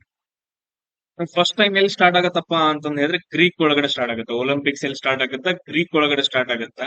ನೋಡ್ರಿ, ಒಲಿಂಪಿಕ್ಸ್ ಫ್ಲಾಗ್ ಐತೆ. ಫ್ಲಾಗ್ ಅಲ್ಲಿ ಏನಪ್ಪಾ ಅಂತಂದ್ ಹೇಳಿದ್ರೆ ಟೋಟಲ್ ಆಗಿ ಈ ತರ ಏನಂತಂದ್ ಹೇಳಿದ್ರೆ 5 ಬಳೆಗಳು ಬರ್ತಾವ, ರಿಂಗ್ಸ್ ಅಂತಂದ್ ಹೇಳ್ತೀವಿ. ಒಂದೊಂದು ರಿಂಗ್ಸ್ ಏನಪ್ಪಾ ಅಂತಂದ್ ಹೇಳಿದ್ರೆ ಒಂದೊಂದು ಖಂಡವನ್ನ ಏನಂತಂದ್ ಹೇಳಿದ್ರೆ ರೀಪ್ರೆಸೆಂಟ್ ಮಾಡುತ್ತೆ. ಒಂದೊಂದು ಖಂಡವನ್ನ ಯಾವ ಕಲರ್ ಯಾವ ಖಂಡವನ್ನ ರೀಪ್ರೆಸೆಂಟ್ ಮಾಡುತ್ತೆ ಅಂತಂದ್ ನನಗೆ ಹೇಳ್ಬೇಕು ನೀವು. ನಾನು ಎಕ್ಸಾಂಪಲ್ ಹೇಳ್ತೀನಿ. ಬ್ಲಾಕ್ ಕಲರ್ ರಿಂಗ್ ಬರುತ್ತಾ, ಅದೇನಪ್ಪಾ ಅಂತಂದ್ ಹೇಳಿದ್ರೆ ಆಫ್ರಿಕಾ ಖಂಡವನ್ನ ರೀಪ್ರೆಸೆಂಟ್ ಮಾಡುತ್ತ. ಸೇಮ್ ಅದೇ ತರ ಬೇರೆ ಬೇರೆ ಬಣ್ಣಗಳು ಬರ್ತಾವಲ್ಲ, ಯಾವ ಖಂಡಗಳನ್ನ ರೀಪ್ರೆಸೆಂಟ್ ಮಾಡುತ್ತ ಅಂತಂದ್ ಹೇಳ್ರಿ. ಆಮೇಲೆ ಒಂದ್ ಸ್ವಲ್ಪ ಸಂಕ್ಷಿಪ್ತ ಮಾಹಿತಿ ಏನಪ್ಪಾ ಅಂತಂದ್ ಹೇಳಿದ್ರೆ ಫಸ್ಟ್ ಟೈಮ್ ಏನಂತಂದ್ ಹೇಳಿದ್ರ ಒಲಿಂಪಿಕ್ಸ್ ಯಾವಾಗ ಸ್ಟಾರ್ಟ್ ಆಗತ್ತ ಅಂತಂದ್ ಹೇಳಿದ್ರೆ ಬಿಫೋರ್ ಕ್ರೈಸ್ಟ್, ಕ್ರಿಸ್ತ ಪೂರ್ವ 776ರಲ್ಲಿ ಗ್ರೀಕ್ ಅಲ್ಲಿ ಸ್ಟಾರ್ಟ್ ಆಗತ್ತೆ. ಗ್ರೀಸ್ ಅಂತಂದ್ ಹೇಳ್ತೀವಿ, ಗ್ರೀಕ್ ಅಲ್ಲಿ ಸ್ಟಾರ್ಟ್ ಆಗತ್ತ. ಬಿಫೋರ್ ಕ್ರೈಸ್ಟ್, ಕ್ರಿಸ್ತ ಪೂರ್ವ 776ರಲ್ಲಿ ಸ್ಟಾರ್ಟ್ ಆಗತ್ತ. ಆಮೇಲೆ ನೆಕ್ಸ್ಟ್ ತುಂಬಾ ಇಂಪಾರ್ಟೆಂಟ್, ಈಗ ರೀಸೆಂಟ್ ಆಗಿ ಮತ್ತೆ ಒಲಿಂಪಿಕ್ಸ್ ಗಳು ಸ್ಟಾರ್ಟ್ ಆಗ್ತಾವ. ಇಂಟರ್ ನ್ಯಾಷನಲ್ ಒಲಿಂಪಿಕ್ ಕಮಿಟಿ ಅಂತಂದ್ ಹೇಳಿ ಸ್ಥಾಪನೆ ಮಾಡ್ತಾರ. ಇಂಟರ್ ನ್ಯಾಷನಲ್ ಒಲಿಂಪಿಕ್ ಕಮಿಟಿ ಅಂತಂದ್ ಹೇಳಿ ಯಾವಾಗ 1894ರಾಗ. ಆಮೇಲೆ ನೆಕ್ಸ್ಟ್ ನೋಡ್ರಿ, ಮಾಡರ್ನ್ ಒಲಿಂಪಿಕ್ ಗೇಮ್ಸ್ ಎಲ್ಲಿ ಸ್ಟಾರ್ಟ್ ಆಗ್ತಾವ ಅಂತಂದ್ ಹೇಳಿದ್ರೆ ಅಥೆನ್ಸ್ ಒಳಗಡೆ 1896ರಲ್ಲಿ. ತುಂಬಾ ಇಂಪಾರ್ಟೆಂಟ್ ಮಾಡರ್ನ್ ಒಲಿಂಪಿಕ್ ಗೇಮ್ಸ್ ಅಂತ ಹೇಳ್ಬಿಟ್ಟು. ಆಧುನಿಕ, ಕನ್ನಡದಾಗ ಬರ್ಕೊಳ್ರಿ, ಆಧುನಿಕ ಒಲಿಂಪಿಕ್ ಗೇಮ್ಸ್ 1896ರಲ್ಲಿ ಸ್ಟಾರ್ಟ್ ಆಗತ್ತೆ. ಎಲ್ಲಿ ಸ್ಟಾರ್ಟ್ ಆಗತ್ತಪ್ಪ ಅಂತಂದ್ ಹೇಳಿದ್ರೆ ಅಥೆನ್ಸ್ ಒಳಗಡೆ. ಬಟ್ ಅದ್ರ ಮೊದಲು ಒಲಿಂಪಿಕ್ಸ್ ಎಲ್ಲಿ ಸ್ಟಾರ್ಟ್ ಆಯ್ತು? ಗ್ರೀಕ್ ಒಳಗಡೆ ಸ್ಟಾರ್ಟ್ ಆಯ್ತು. ಇಷ್ಟು ಪಾಯಿಂಟ್ಸ್ ಗಳನ್ನ ನೀವೇನಂದ್ರೆ ಇಲ್ಲಿ ನೆನ್ಪಿಟ್ಕೊಳ್ಬೇಕು. ಕ್ಲಿಯರ್ ಎಲ್ರಿಗೂ? ನೋಡ್ರಿ, ಈ ಕ್ವಶನ್ ಏನ್ ಕೇಳಿದಾರ ಅಂತಂದ್ ಹೇಳಿದ್ರ ಇವು ದೊಡ್ಡ ದೊಡ್ಡ ಗಿಡಗಳು, ತೇಗು, ಆಮೇಲೆ ಸಾಲ್ ಅಂತಂದ್ ಹೇಳಿ, ಶಿಶಿಮ್ ಅಂತಂದ್ ಹೇಳ್ಬಿಟ್ಟು ಇವೇನಂತಂದ್ ಹೇಳಿದ್ರೆ ದೊಡ್ಡ ದೊಡ್ಡ ಗಿಡಗಳು. ಎಲ್ಲಪ್ಪಾ ಅಂತಂದ್ ಹೇಳಿದ್ರೆ ಉಷ್ಣ ವಲಯದಲ್ಲಿ ಕಂಡು ಬರ್ತಾವ. ಎಲ್ಲಿ ಕಂಡು ಬರ್ತಾವ? ಉಷ್ಣ ವಲಯದಲ್ಲಿ ಕಂಡು ಬರ್ತಾವ. ಸೊ ಉಷ್ಣ ವಲಯ ಅಂತಂದ್ ಹೇಳಿದ್ರೆ ಸೂರ್ಯನ್ ಬಿಸಿಲು ಜಾಸ್ತಿ ಇರುತ್ತ, ಆಮೇಲೆ ಮಳೆ ಕೂಡ ಏನಪ್ಪಾ ಅಂತಂದ್ ಹೇಳಿದ್ರೆ ಜಾಸ್ತಿ ಇರುತ್ತ. ಇವು ತುಂಬಾ ಉದ್ದವಾಗಿ ಬೆಳೆದಿರುವಂತಹ ಮರಗಳು. ಯಾವು? ತೇಗು, ಸಾಲು, ಶಿಶು. ಇಂತಹ ಮರಗಳಲ್ಲಿ ಯಾವ ರೀತಿಯ ಸಣ್ಣ ಸಣ್ಣ ಮರಗಳು ಕಂಡು ಬರ್ತಾವು ಅಂತ ಕ್ವಶನ್ ಕೇಳಿದ್ರೆ, ಸೊ ಇಲ್ಲಿ ಎಂತ ಕ್ವಶನ್ಸ್ ಗಳು ನೋಡ್ರಿ, ಬಹಳ ಅಂದ್ರೆ ಬಹಳ ಇಂಪಾರ್ಟೆಂಟ್ ಅದು. ಸೊ ತುಂಬಾ ಏನಪ್ಪಾ ಅಂತಂದ್ ಹೇಳಿದ್ರೆ ದೊಡ್ಡ ದೊಡ್ಡ ಗಿಡಗಳು ಕಂಡು ಬರ್ತಾವ. ಇದ್ರ ಸುತ್ತಮುತ್ತ ಏನಂತಂದ್ ಹೇಳಿದ್ರೆ ಸಣ್ಣ ಏನಪ್ಪಾ ಅಂತಂದ್ ಹೇಳಿದ್ರೆ ಗಿಡಗಳು ಕಂಡು ಬರ್ತಾವ, ಮರ ಗಿಡಗಳು ಕಂಡು ಬರ್ತಾವ. ಅಂತ ಕಾಡುಗಳನ್ನ ನಾವ್ ಏನಂತ ಕರಿತೀವಿ ಅಂದ್ರೆ ಉಷ್ಣ ವಲಯದ ಆರ್ದ್ರ ಕೊಳೆಯುವ ಕಾಡು ಅಂತ ಹೇಳ್ತೀವಿ, ಅಥವಾ ಟ್ರಾಪಿಕಲ್ ವೆಟ್ ಡಿಕೆ ಫಾರೆಸ್ಟ್. ಹಿಂಗಂದ್ರೆ ಏನು? ಸೊ ಅಲ್ಲಿ ಏನಪ್ಪಾ ಅಂತಂದ್ ಹೇಳಿ ಚಿಕ್ಕ ಚಿಕ್ಕ ಗಿಡಗಳಾಗಿರೋದ್ರಿಂದ ಕಂಟಿನ್ಯೂಸ್ ಆಗಿ ಮಳೆ ಬರೋದ್ರಿಂದ ಅವು ಬೇಗ ಕೊಳ್ತು ಹೋಗ್ತಿರ್ತಾವ. ಗಿಡಗಳು ಹುಟ್ತಾವ, ಸಾಯ್ತಾವ, ಆಮೇಲೆ ಮತ್ತೆ ಹುಟ್ತಾವ. ಅಲ್ಲಿ ಏನಂತಂದ್ ಹೇಳಿದ್ರೆ ಫಲವತ್ತತೆ ಜಾಸ್ತಿ ಇರುತ್ತ. ಸೊ ಅಲ್ಲಿ ಎಂತ ಕಾಡುಗಳು ಇರ್ತಾವ? ಉಷ್ಣ ವಲಯದ ಆರ್ದ್ರ ಕೊಳೆಯುವ ಕಾಡುಗಳು ಅಂತ ಹೇಳ್ತೀವಿ, ವೆಟ್ ಡಿಕೆ ಫಾರೆಸ್ಟ್ ಅಂತಂದ್ ಹೇಳ್ತೀವಿ. ಇದೇನಪ್ಪಾ ಅಂತಂದ್ ಹೇಳಿದ್ರೆ ನಮ್ದು ಆನ್ಸರ್ ಆಗತ್ತ. ಇದ್ರ ಮೇಲೆ ಏನಪ್ಪಾ ಅಂತಂದ್ ಹೇಳಿದ್ರೆ ನಾನು ಜಿಯೋಗ್ರಫಿಲಿ ಒಂದು ಕಂಪ್ಲೀಟ್ ವಿಡಿಯೋ ಮಾಡ್ಬೇಕು, ಇಲ್ಲ ಅಂತಂದ್ ಹೇಳಿದ್ರೆ ಯಾರಿಗೂ ಅರ್ಥ ಆಗಂಗಿಲ್ಲ ಅದು. ಸಮಶೀತೋಷ್ಣ ಅಂತಂದ್ ಹೇಳಿದ್ರು ಏನು, ಉಷ್ಣ ವಲಯ ಅಂದ್ರೆ ಏನು, ಆಮೇಲೆ ಶೀತ ವಲಯ ಅಂದ್ರೆ ಏನು. ಬಟ್ ಅದ್ರ ಮೊದಲು ಒಂದ್ ಸ್ವಲ್ಪ ನೆನ್ಪಿಟ್ಕೊಳ್ರಿ. ಇಲ್ಲಿ ಏನಂತಂದ್ ಹೇಳಿದ್ರೆ ನಮ್ಮ ಭೂಮಿಯನ್ನ ನಾವು ಯಾವ ರೀತಿಯಾಗಿ ಡಿವೈಡ್ ಮಾಡ್ತೀವಿ ಅಂತಂದ್ ಹೇಳಿದ್ರೆ, ಈಗ ಸೂರ್ಯನ ಬಿಸಿಲುಗಳು ಡೈರೆಕ್ಟ್ ಆಗಿ ಬೀಳ್ತಾ ಇರ್ತಾವ. ಸೂರ್ಯನ ಬಿಸಿಲುಗಳೇನಪ್ಪಾ ಅಂತಂದ್ ಹೇಳಿದ್ರೆ ಡೈರೆಕ್ಟ್ ಆಗಿ ಬೀಳ್ತಾ ಇರ್ತಾವ. ಇದು ಸಮಭಾಜಕ ವೃತ್ತ. ಈ ಪ್ರದೇಶದಲ್ಲಿ ಸೂರ್ಯನ ಬಿಸಿಲು ನೇರವಾಗಿ ಬೀಳ್ತಾ ಇರತ್ತ. ಅಲ್ಲಿ ಏನಂತಂದ್ ಟೆಂಪರೇಚರ್ ಜಾಸ್ತಿ ಇರುತ್ತ. ಅದೇ ರೀತಿಯಾಗಿ ಏನಪ್ಪಾ ಅಂತಂದ್ ಹೇಳಿದ್ರೆ ಆ ಪ್ರದೇಶಗಳಲ್ಲಿ ಪರಿಸರನ ಮಳೆ ಬೀಳ್ತಾ ಇರುತ್ತೆ. ಅಂದ್ರ ಮಧ್ಯಾಹ್ನ ಮುಂಜಾನೆ ಫುಲ್ ಥಂಡಿ ಇರುತ್ತೆ, ಅಂದ್ರೆ ಚಳಿಗಾಲ ಇರುತ್ತೆ. ಮಧ್ಯಾಹ್ನ ಫುಲ್ ಬಿಸಿಲು ಇರುತ್ತೆ. ಸಾಯಂಕಾಲ 4 ಗಂಟೆಗೆ ಏನಂತಂದ್ ಹೇಳಿದ್ರೆ ಗುಡುಗು ಸಹಿತ ಮಳೆ ಆಗ್ತಿರುತ್ತೆ. ಇಂಥದನ್ನ ನಾವು ಪರಿಸರನ ಮಳೆ ಅಂತ ಕರಿತೀವಿ. ಅಂತ ಮಳೆ ಇಲ್ಲಿ ಬೀಳ್ತಾ ಇರುತ್ತೆ, ತುಂಬಾ ಮಳೆ ಬೀಳ್ತಾ ಇರುತ್ತೆ. ಸೊ ಈ ಪ್ರದೇಶವನ್ನ ನಾವೇನಂತ ಕರಿತೀವಿ ಅಂದ್ರೆ ಉಷ್ಣ ವಲಯ ಅಂತ ಕರಿತೀವಿ. ಏನಂತ ಕರಿತೀವಿ? ಉಷ್ಣ ವಲಯ. ಆಮೇಲೆ ನೆಕ್ಸ್ಟ್ ವಲಯ ಬರುತ್ತ. ಇಲ್ಲಿ ಸೂರ್ಯನ ಕಿರಣಗಳೇನಪ್ಪಾ ಅಂತಂದ್ ಹೇಳಿದ್ರೆ ಓರೆಯಾಗಿ ಬೀಳ್ತಾವ. ಸೂರ್ಯನ ಕಿರಣಗಳೇನಪ್ಪಾ ಅಂತಂದ್ ಹೇಳಿದ್ರೆ ಈ ಪ್ರದೇಶಗಳಲ್ಲಿ ಸ್ವಲ್ಪ ಓರೆಯಾಗಿ ಬೀಳ್ತಾವ. ಅದಕ್ಕೋಸ್ಕರ ಇಲ್ಲಿ ಶೀತ ಸ್ವಲ್ಪ ಇರುತ್ತ, ಆಮೇಲೆ ಉಷ್ಣನು ಸ್ವಲ್ಪ ಕಮ್ಮಿ ಇರುತ್ತ. ಉಷ್ಣತೆ ಏನಪ್ಪಾ ಅಂತಂದ್ರೆ ತುಂಬಾ ಕಡಿಮೆ ಇರುತ್ತೆ. ಅದನ್ನ ನಾವು ಸಮಶೀತೋಷ್ಣ ವಲಯ ಅಂತ ಕರಿತೀವಿ. ಏನಂತ ಕರಿತೀವಿ? ಈ ಪ್ರದೇಶವನ್ನ ಸಮಶೀತೋಷ್ಣ ವಲಯ ಅಂತ ಕರಿತೀವಿ. ಆಮೇಲೆ ಕೊನೆಗೆ ಏನಪ್ಪಾ ಅಂತಂದ ಹೇಳಿದ್ರೆ ಸೂರ್ಯನ ಬಿಸಿಲೇ ಬೀಳಂಗಿಲ್ಲ ಜಾಸ್ತಿ, ಆ ಪ್ರದೇಶಗಳನ್ನ ನಾವೇನಂತ ಕರಿತೀವಿ ಅಂದ್ರ ಶೀತ ವಲಯ ಅಂತ ಕರಿತೀವಿ. ಏನಂತ ಕರಿತೀವಿ? ಶೀತ ವಲಯ. ಈ 3 ಪಾಯಿಂಟ್ಸ್ ಗಳನ್ನ ನೆನ್ಪಿಟ್ಕೊಳ್ರಿ. ನೆಕ್ಸ್ಟ್ ನಾನು ವಿಡಿಯೋ ಮಾಡಿ ಹಾಕಿದಾಗ ನಿಮ್ಗೆ ಈಸಿಯಾಗಿ ಗೊತ್ತಾಗತ್ತೆ. ಆಮೇಲೆ ಕ್ವಶನ್ ನೋಡ್ರಿ, ಯಾವ ಕೆಳಗಿನವುಗಳಲ್ಲಿ ಯಾವ ಆಟಕ್ಕೆ ಬ್ಯಾಟ್ ನ ಅಗತ್ಯವಿದೆ ಅಂತ ಕ್ವಶನ್ ಕೇಳಿದಾರೆ. ಸೊ ಕೆಳಗಡೆ ಏನಪ್ಪಾ ಅಂತಂದ ಹೇಳಿದ್ರೆ ನಿಮ್ಗೆ ಗೇಮ್ಸ್ ಗಳನ್ನ ಕೊಟ್ಟಿದಾರೆ. ಯಾವ ಗೇಮ್ಗೆ ಬ್ಯಾಟ್ ಅಗತ್ಯ ಐತಿ ಅಂತ ಕ್ವಶನ್ ಕೇಳಿದಾರೆ. ಕ್ರಿಕೆಟ್ ಕೊಟ್ಟಿದಾರೆ ನೋಡ್ರಿ, ಕ್ರಿಕೆಟ್ ಕೊಟ್ಟಿಲ್ಲ. ಬೇರೆ ಏನಪ್ಪಾ ಅಂತಂದ ಹೇಳಿದ್ರೆ ಕೊಟ್ಟಿದ್ದಾರೆ ನೋಡ್ರಿ. ಫುಟ್ಬಾಲ್ ಆಡುವಾಗ ನೀವು ಬ್ಯಾಟ್ ಯೂಸ್ ಮಾಡ್ತೀರಿ, ಕಾಲೇ ಹೊಡ್ಕೊತ ಹೋಗ್ತೀರಿ. ರಗ್ಬಿ ಆಡುವಾಗ ಕೈಯಿಂದ ಹಿಡ್ಕೊಂಡು ಓಡ್ಕೊಂಡು ಹೋಗ್ತೀರಿ. ಆಮೇಲೆ ವಾಲಿಬಾಲ್ ಕೂಡ ಏನಂತಂದ ಹೇಳಿದ್ರೆ ಕೈಯಿಂದ ಆಡ್ತಾರ. ಉಳಿದಿರೋ ಒಂದು ಆಪ್ಷನ್ ಏನಪ್ಪಾ ಅಂತಂದ ಹೇಳಿದ್ರೆ ಸಾಫ್ಟ್ ಬಾಲ್. ಸಾಫ್ಟ್ ಬಾಲ್ ಅಂದ್ರೆ ನನಗೂ ಗೊತ್ತಿಲ್ಲ, ಬಟ್ ಆದ್ರೆ ನಮ್ಗೆ ಎಲ್ಲಾನು ಏನಂತಂದ ಹೇಳಿದ್ರೆ ಎಲಿಮಿನೇಷನ್ ಮಾಡಿದ್ವಿ, ಒಂದೇ ಒಂದು ಉಳಿತು. ಸಾಫ್ಟ್ ಬಾಲ್ಗೆ ಏನಪ್ಪಾ ಅಂತಂದ ಹೇಳಿದ್ರೆ ಬ್ಯಾಟ್ ಅನ್ನ ಯೂಸ್ ಮಾಡ್ತಾರೆ. ಸೊ ಈ ರೀತಿಯಾಗಿ ನಾವು ಕ್ವಶನ್ಸ್ ಗಳನ್ನ, ಆನ್ಸರ್ಸ್ ಗಳನ್ನ ಹುಡುಕ್ಬೇಕಾಗತ್ತೆ. ಒಂದೊಂದ್ಸರಿ ಗೊತ್ತಿರಂಗಿಲ್ಲ. ಕ್ಲಿಯರ್? ಆಮೇಲೆ ನೆಕ್ಸ್ಟ್ ನೋಡ್ರಿ, ರಚನೆ ಮತ್ತು ಕೆಲಸ ಒಂದೇ ಇರುತ್ತೆ. ಸೊ ರಚನೆ ಮತ್ತು ಕೆಲಸ ಒಂದೇ ಇರುತ್ತ. ಅಂತಹ ಜೀವಕೋಶಗಳ ಗುಂಪನ್ನ ನಾವು ಏನಂತ ಕರೀತಾರ ಅಂತ ಕ್ವಶನ್ ಕೇಳಿದ್ರೆ ನೋಡ್ರಿ, ತುಂಬಾ ಇಂಪಾರ್ಟೆಂಟ್ ಆಗತ್ತ. ಸೊ ಒಂದೇ ರಚನೆ ಇರುತ್ತೆ. ರಚನೆ ಏನಪ್ಪಾ ಅಂತಂದ್ರೆ ಇವ್ ನೋಡ್ರಿ, ಈಗ ಏನಂತಂದ ಹೇಳಿದ್ರೆ ಈ ರೀತಿಯಾಗಿ ಸೆಲ್ಸ್ ಗಳಿರ್ತಾವ, ಜೀವಕೋಶಗಳಿರ್ತಾವ. ಎಲ್ಲಾನು ಏನಪ್ಪಾ ಅಂತಂದ ಹೇಳಿದ್ರೆ ಇದೇ ರೀತಿಯಾಗಿರ್ತಾವ, ಬೇರೆ ತರ ಇರಂಗಿಲ್ಲ. ಒಂದೇ ರೀತಿಯ ರಚನೆಯನ್ನ ಹೊಂದಿರ್ತಾವ. ಆಮೇಲೆ ಅವು ಒಂದೇ ಕೆಲಸವನ್ನ ಮಾಡ್ತಿರ್ತಾವ. ಅವೇನಪ್ಪಾ ಅಂತಂದ ಹೇಳಿದ್ರೆ ಒಂದೇ ಕೆಲಸವನ್ನ, ಸೇಮ್ ಕೆಲಸ ಮಾಡ್ತಿರ್ತಾವ. ಅಂತಹ ಗುಂಪನ್ನ ನಾವ್ ಏನಂತ ಕರಿತೀವಪ್ಪ ಅಂತಂದ್ರೆ ಅಂಗಾಂಶ ಅಂತ ಕರಿತೀವಿ. ಏನಂತ ಕರಿತೀವಿ? ಅಂಗಾಂಶ ಅಂತ ಕರಿತೀವಿ, ಟಿಶ್ಯೂ. ಆಮೇಲೆ ನೆಕ್ಸ್ಟ್ ನರಕೋಶಗಳು ಮತ್ತು ನರಗಳು ಅಂತ ಬಂತು ಅಂತಂದ ಹೇಳಿದ್ರ ನಮ್ಗ ಡೈಗ್ರಾಮ್ ಬರುತ್ತೆ ನೋಡಿ. ನೀವೆಲ್ರು ನೋಡಿರ್ತೀರಿ. ಸೊ ಈ ರೀತಿಯಾಗಿ ಏನಪ್ಪಾ ಅಂತಂದ ಹೇಳಿದ್ರೆ ಡೈಗ್ರಾಮ್ ಇರುತ್ತೆ. ಸೊ ಇದು ನರಕೋಶದ್ದು. ಆಮೇಲೆ ಇಲ್ಲಿ ಏನಪ್ಪಾ ಅಂತಂದ ಹೇಳಿದ್ರೆ ಒಂದು ಉದ್ದದಾಗಿರುತ್ತೆ ಈ ರೀತಿಯಾಗಿ. ಅದ್ರ ಮೇಲೆ ಸೊ ಈ ರೀತಿಯಾಗಿ ಒಂದು ಡೈಗ್ರಾಮ್ಸ್ ಬರ್ತವೆ. ಇವೇನಪ್ಪಾ ಅಂತಂದ ಹೇಳಿದ್ರೆ ಇದು ನರಕೋಶದ ಹೆಡ್ ಅಂತಂದ ಹೇಳ್ತೀವಿ, ಇದು ನರ ಅಂತಂದ ಹೇಳ್ತೀವಿ. ಆ ನರ್ವ್ ಸಿಸ್ಟಮ್ ಇದೇನಪ್ಪಾ ಅಂತಂದ ಹೇಳಿದ್ರೆ ನರ್ವ್ ಸಿಸ್ಟಮ್ ಅಂತ ಹೇಳ್ತೀವಿ. ಅವೆಲ್ಲ ಬೇಡ ಇವಾಗ. ನೆಕ್ಸ್ಟ್ ನಾವ್ ಯಾವಾಗಾದ್ರೂ ಡಿಸ್ಕಷನ್ ಮಾಡ್ತಾ ಹೋಗೋಣ. ಆಮೇಲೆ ನೆಕ್ಸ್ಟ್ ಕ್ವಶನ್ ನೋಡ್ರಿ, ಈ ಕೆಳಗಿನವುಗಳಲ್ಲಿ ಯಾವ ವಿದೇಶಿ ಪ್ರವಾಸಿಗರು ತೆಲುಗು ಭಾಷೆಯನ್ನ ಇಟಾಲಿಯನ್ ಆಫ್ ದಿ ಈಸ್ಟ್ ಅಂತ ಕರೀತಾರ? ಇಟಾಲಿಯನ್ ಆಫ್ ದಿ ಈಸ್ಟ್ ಅಂತಂದ್ ಹೇಳ್ಬಿಟ್ಟು ಅಂದ್ರೆ ಸೊ ಇಟಲಿಯಲ್ಲಿ ಮಾತನಾಡುವಂತಹ ಭಾಷೆ ಆಗಿರ್ಬೋದು. ಆಮೇಲೆ ಇಲ್ಲಿ ನಾವು ತೆಲುಗು ಮಾತಾಡ್ತಾರಲ್ಲ ಭಾರತದಲ್ಲಿ, ಆ ಭಾಷೆ ಏನಪ್ಪಾ ಅಂತಂದ ಹೇಳಿದ್ರೆ ಆಲ್ಮೋಸ್ಟ್ ಸೇಮ್ ಇದ್ದಂಗೆ. ಸೊ ಯಾವ ಭಾಷೆಯನ್ನ ಇಟಾಲಿಯನ್ ಆಫ್ ದಿ ಈಸ್ಟ್ ಅಂತಂದ್ ಹೇಳಿ ಕರೆದ್ರು? ಆ ಪ್ರವಾಸಿಗನ ಹೆಸರು ಏನು ಅಂತ ಕ್ವಶನ್ ಕೇಳಿದಾರೆ. ಸೊ ಇಟಲಿಯಿಂದ ಬಂದಂತಹ, ಸಿಂಪಲ್, ಇಟಾಲಿಯನ್ ಆಫ್ ದಿ ಅಂತಂದ್ ಹೇಳಿದ್ರೆ ಇಟಲಿ. ಸೊ ಇಟಲಿಯಿಂದ ಬಂದಂತಹ ವಿದೇಶಿ ಪ್ರವಾಸಿಗ ಯಾರಿದ್ರೊಳಗ? ಹುಯೆನ್ಸಾಂಗ ಅಥವಾ ಡಯರ್ಟೆ ಬಾರ್ಬೋಸನ ಅಥವಾ ವಿಲಿಯಂ ಹಾಕಿನ್ಸ್ ಅಥವಾ ನಿಕೋಲಾ ಕೌಂಟಿ? ವಿಲಿಯಂ ಹಾಕಿನ್ಸ್ ಅಂತ ಬರೋದಿಲ್ಲ, ಅವನು ಪ್ರವಾಸಿಗ ಅಲ್ಲ, ವಿಜ್ಞಾನಿ. ಸೊ ಇಲ್ಲಿ ಆನ್ಸರ್ ಏನಪ್ಪಾ ಅಂತಂದ ಹೇಳಿದ್ರೆ ನಿಕೋಲಿ ಕೌಂಟಿ ಅಂತಂದ್ ಹೇಳ್ತೀವಿ. ನಿಕೋಲೋ ಕೌಂಟಿ ಏನಪ್ಪಾ ಅಂತಂದ ಹೇಳಿದ್ರೆ ಇಟಲಿಯಿಂದ ನಮ್ಮ ಭಾರತ ದೇಶಕ್ಕೆ ಪ್ರವಾಸಿಗನಾಗಿ ಬಂದಿರ್ತಾನ. ತುಂಬಾ ಇಂಪಾರ್ಟೆಂಟ್ ಇನ್ನೊಬ್ಬ ಪ್ರವಾಸಿಗ ಯಾರಂತಂದ ಹೇಳಿದ್ರೆ ಹುಯೆನ್ಸಾಂಗ್. ಅವನ ಬಗ್ಗೆ ನಾನು ಸ್ವಲ್ಪ ಹೇಳ್ತೀನಿ ನೋಡ್ರಿ ಇವಾಗ. ಹುಯೆನ್ಸಾಂಗ್ ಏನಪ್ಪಾ ಅಂತಂದ ಹೇಳಿದ್ರೆ ಒಬ್ಬ ಚೀನಾ ಯಾತ್ರಿಕ ನಮ್ಮ ಭಾರತ ದೇಶಕ್ಕೆ ಪ್ರವಾಸ ಮಾಡಕ್ ಅಂತಂದ ಹೇಳಿ ಬಂದಿರ್ತಾನ. ಸೊ ಬಂದ ನಂತರ ಅವ್ನು ಯಾವ ಯಾವ ಸಾಮ್ರಾಜ್ಯಗಳನ್ನ ಭೇಟಿ ಆಗ್ತಾನ ಅಂತಂದ ಹೇಳಿದ್ರೆ ಮೂರು. ಅವು ಏನಂತಂದ ಹೇಳಿದ್ರೆ ದೊಡ್ಡ ಸಾಮ್ರಾಜ್ಯ. ಸೊ ಉತ್ತರದಲ್ಲಿ ಯಾರಪ್ಪ ಅಂತಂದ ಹೇಳಿದ್ರೆ ಹರ್ಷವರ್ಧನನನ್ನ ಮೀಟ್ ಆಗ್ತಾನ. ದಕ್ಷಿಣದಲ್ಲಿ ಯಾರಪ್ಪ ಅಂತಂದ ಹೇಳಿದ್ರೆ ಇಮ್ಮಡಿ ಪುಲಿಕೇಶಿಯನ್ನ ಮೀಟ್ ಆಗ್ತಾನ. ಇಮ್ಮಡಿ ಪುಲಿಕೇಶಿ, ಬಾದಾಮಿ ಚಾಲುಕ್ಯರ ಇಮ್ಮಡಿ ಪುಲಿಕೇಶಿಯನ್ನ. ಆಮೇಲೆ ಕೆಳಗಡೆ ಏನಪ್ಪಾ ಅಂತಂದ ಹೇಳಿದ್ರೆ ಪಲ್ಲವರ ನರಸಿಂಹವರ್ಮನನ್ನ. ಅವನು ಬಾದಾಮಿಯನ್ನ 13 ವರ್ಷ ವಶಪಡಿಸ್ಕೊಳ್ತಾನ. ವಾತಾಪಿಕೊಂಡ ಅಂತಂದ ಹೇಳಿ ಬಿರುದು ತಗೊಂತಾನ ಅಂತಂದ ಐತಲ್ಲ, ಅವನು ನರಸಿಂಹವರ್ಮನನ್ನ. ಈ 3 ಮಹಾ ಸಾಮ್ರಾಜ್ಯಗಳಲ್ಲಿ ಏನಂತಂದ ಹೇಳಿದ್ರೆ ಅವನು ಪ್ರವಾಸ ಕೈಗೊಳ್ತಾನೆ. ಯಾರು? ಹುಯೆನ್ಸಾಂಗ್. ಆಮೇಲೆ ಹುಯೆನ್ಸಾಂಗ್ ಒಂದು ಕೃತಿಯನ್ನ ಬರಿತಾನ. ಅದೇನಪ್ಪಾ ಅಂತಂದ ಹೇಳಿದ್ರೆ ಕೃತಿಯನ್ನ ನಾವೇನಂತ ಹೇಳ್ತೀವಿ? ಸಿಯುಕಿ ಅಂತ ಹೇಳ್ತೀವಿ. ಸೇಮ್ ಅದೇ ತರ ಇನ್ನೊಬ್ಬನ್ ಬರ್ತಾನೆ, ಯಾರು? ಪಾಹಿಯಾನ್ ಬರ್ತಾನಲ್ಲ. ಈ ಪಾಹಿಯಾನ್ ಕೂಡ ಒಂದು ಬುಕ್ ಅನ್ನ ಬರಿತಾನ. ಆ ಬುಕ್ ಹೆಸರು ಏನು ಅಂತಂದ ಹೇಳಿ ನನಗ ಮೆಸೇಜ್ ಹಾಕ. ಕ್ಲಿಯರ್ ಎಲ್ರಿಗೂ? ಆಮೇಲೆ ಹರ್ಷವರ್ಧನ ಬರ್ತಾನ, ಆಮೇಲೆ ಇಮ್ಮಡಿ ಪುಲಿಕೇಶಿ ಬರ್ತಾರ. ಇವ್ರಿಬ್ರು ಒಂದು ಯುದ್ಧವನ್ನ ಮಾಡ್ತಾರ. ಅದನ್ನ ನಾವೇನಂತ ಕರಿತೀವಿ ಅಂದ್ರೆ ನರ್ಮದಾ ಕಾಳಗ ಅಥವಾ ನರ್ಮದಾ ಯುದ್ಧ ಅಂತಂದ ಹೇಳ್ತೀವಿ. ಇದು ಯಾವ ಶಾಸನದಲ್ಲಿ ಕಂಡು ಬರುತ್ತಾ, ಆಮೇಲೆ ಅದನ್ನ ಯಾರು ಬರೀತಾರೋ ನೋಡ್ರಿ. ಯಾರು ಬರೀತಾರೋ ಆಮೇಲೆ ಯಾವ ದೇವಸ್ಥಾನದಲ್ಲಿ ಐತೆ ಅಂತಂದ್ರೆ ನಮ್ಗೊಂದ್ ಸ್ವಲ್ಪ ಮಾಹಿತಿಯನ್ನ ಹಾಕ್ರಿ, ಬಹಳ ಡಿಸ್ಕಷನ್ ಮಾಡೋ ಅದ್ರ ಬಗ್ಗೆ. ಕ್ಲಿಯರ್ ಎಲ್ರಿಗೂ? ನೋಡಿ, ಫಸ್ಟ್ ಪ್ರವಾಸಿಗ ಯಾರಪ್ಪ ಅಂತಂದ್ ಹೇಳಿದ್ರೆ ಇಬ್ಬನ್ ಬಟೂಟ ಅಂತಂದ್ ಹೇಳಿ ಬರ್ತಾನೆ. ಯಾರು? ಇಬ್ಬನ್ ಬಟೂಟ ಅಂತಂದ್ ಹೇಳ್ಬಿಟ್ಟು ಇವನು ಕೂಡ ಏನಂತಂದ್ ಹೇಳಿದ್ರೆ ಮೊರಾಕೋ ದೇಶದವ. ಬರ್ಕೊಡ್ರಿ, ಇಬ್ಬನ್ ಬಟೂಟ ಮೊರಾಕೋ ದೇಶದಿಂದ ಏನಪ್ಪಾ ಅಂತಂದ್ ಹೇಳಿದ್ರೆ ಬರ್ತಾನ. ಆಮೇಲೆ ಇವನು ಯಾರ ಆಸ್ಥಾನಕ್ಕೆ ಬರ್ತಾನ ಅಂತಂದ್ ಹೇಳಿದ್ರೆ ಒಂದನೇ ಹರಿಹರ. ಯಾರ ಆಸ್ಥಾನಕ್ಕೆ? ಒಂದನೇ ಹರಿಹರ.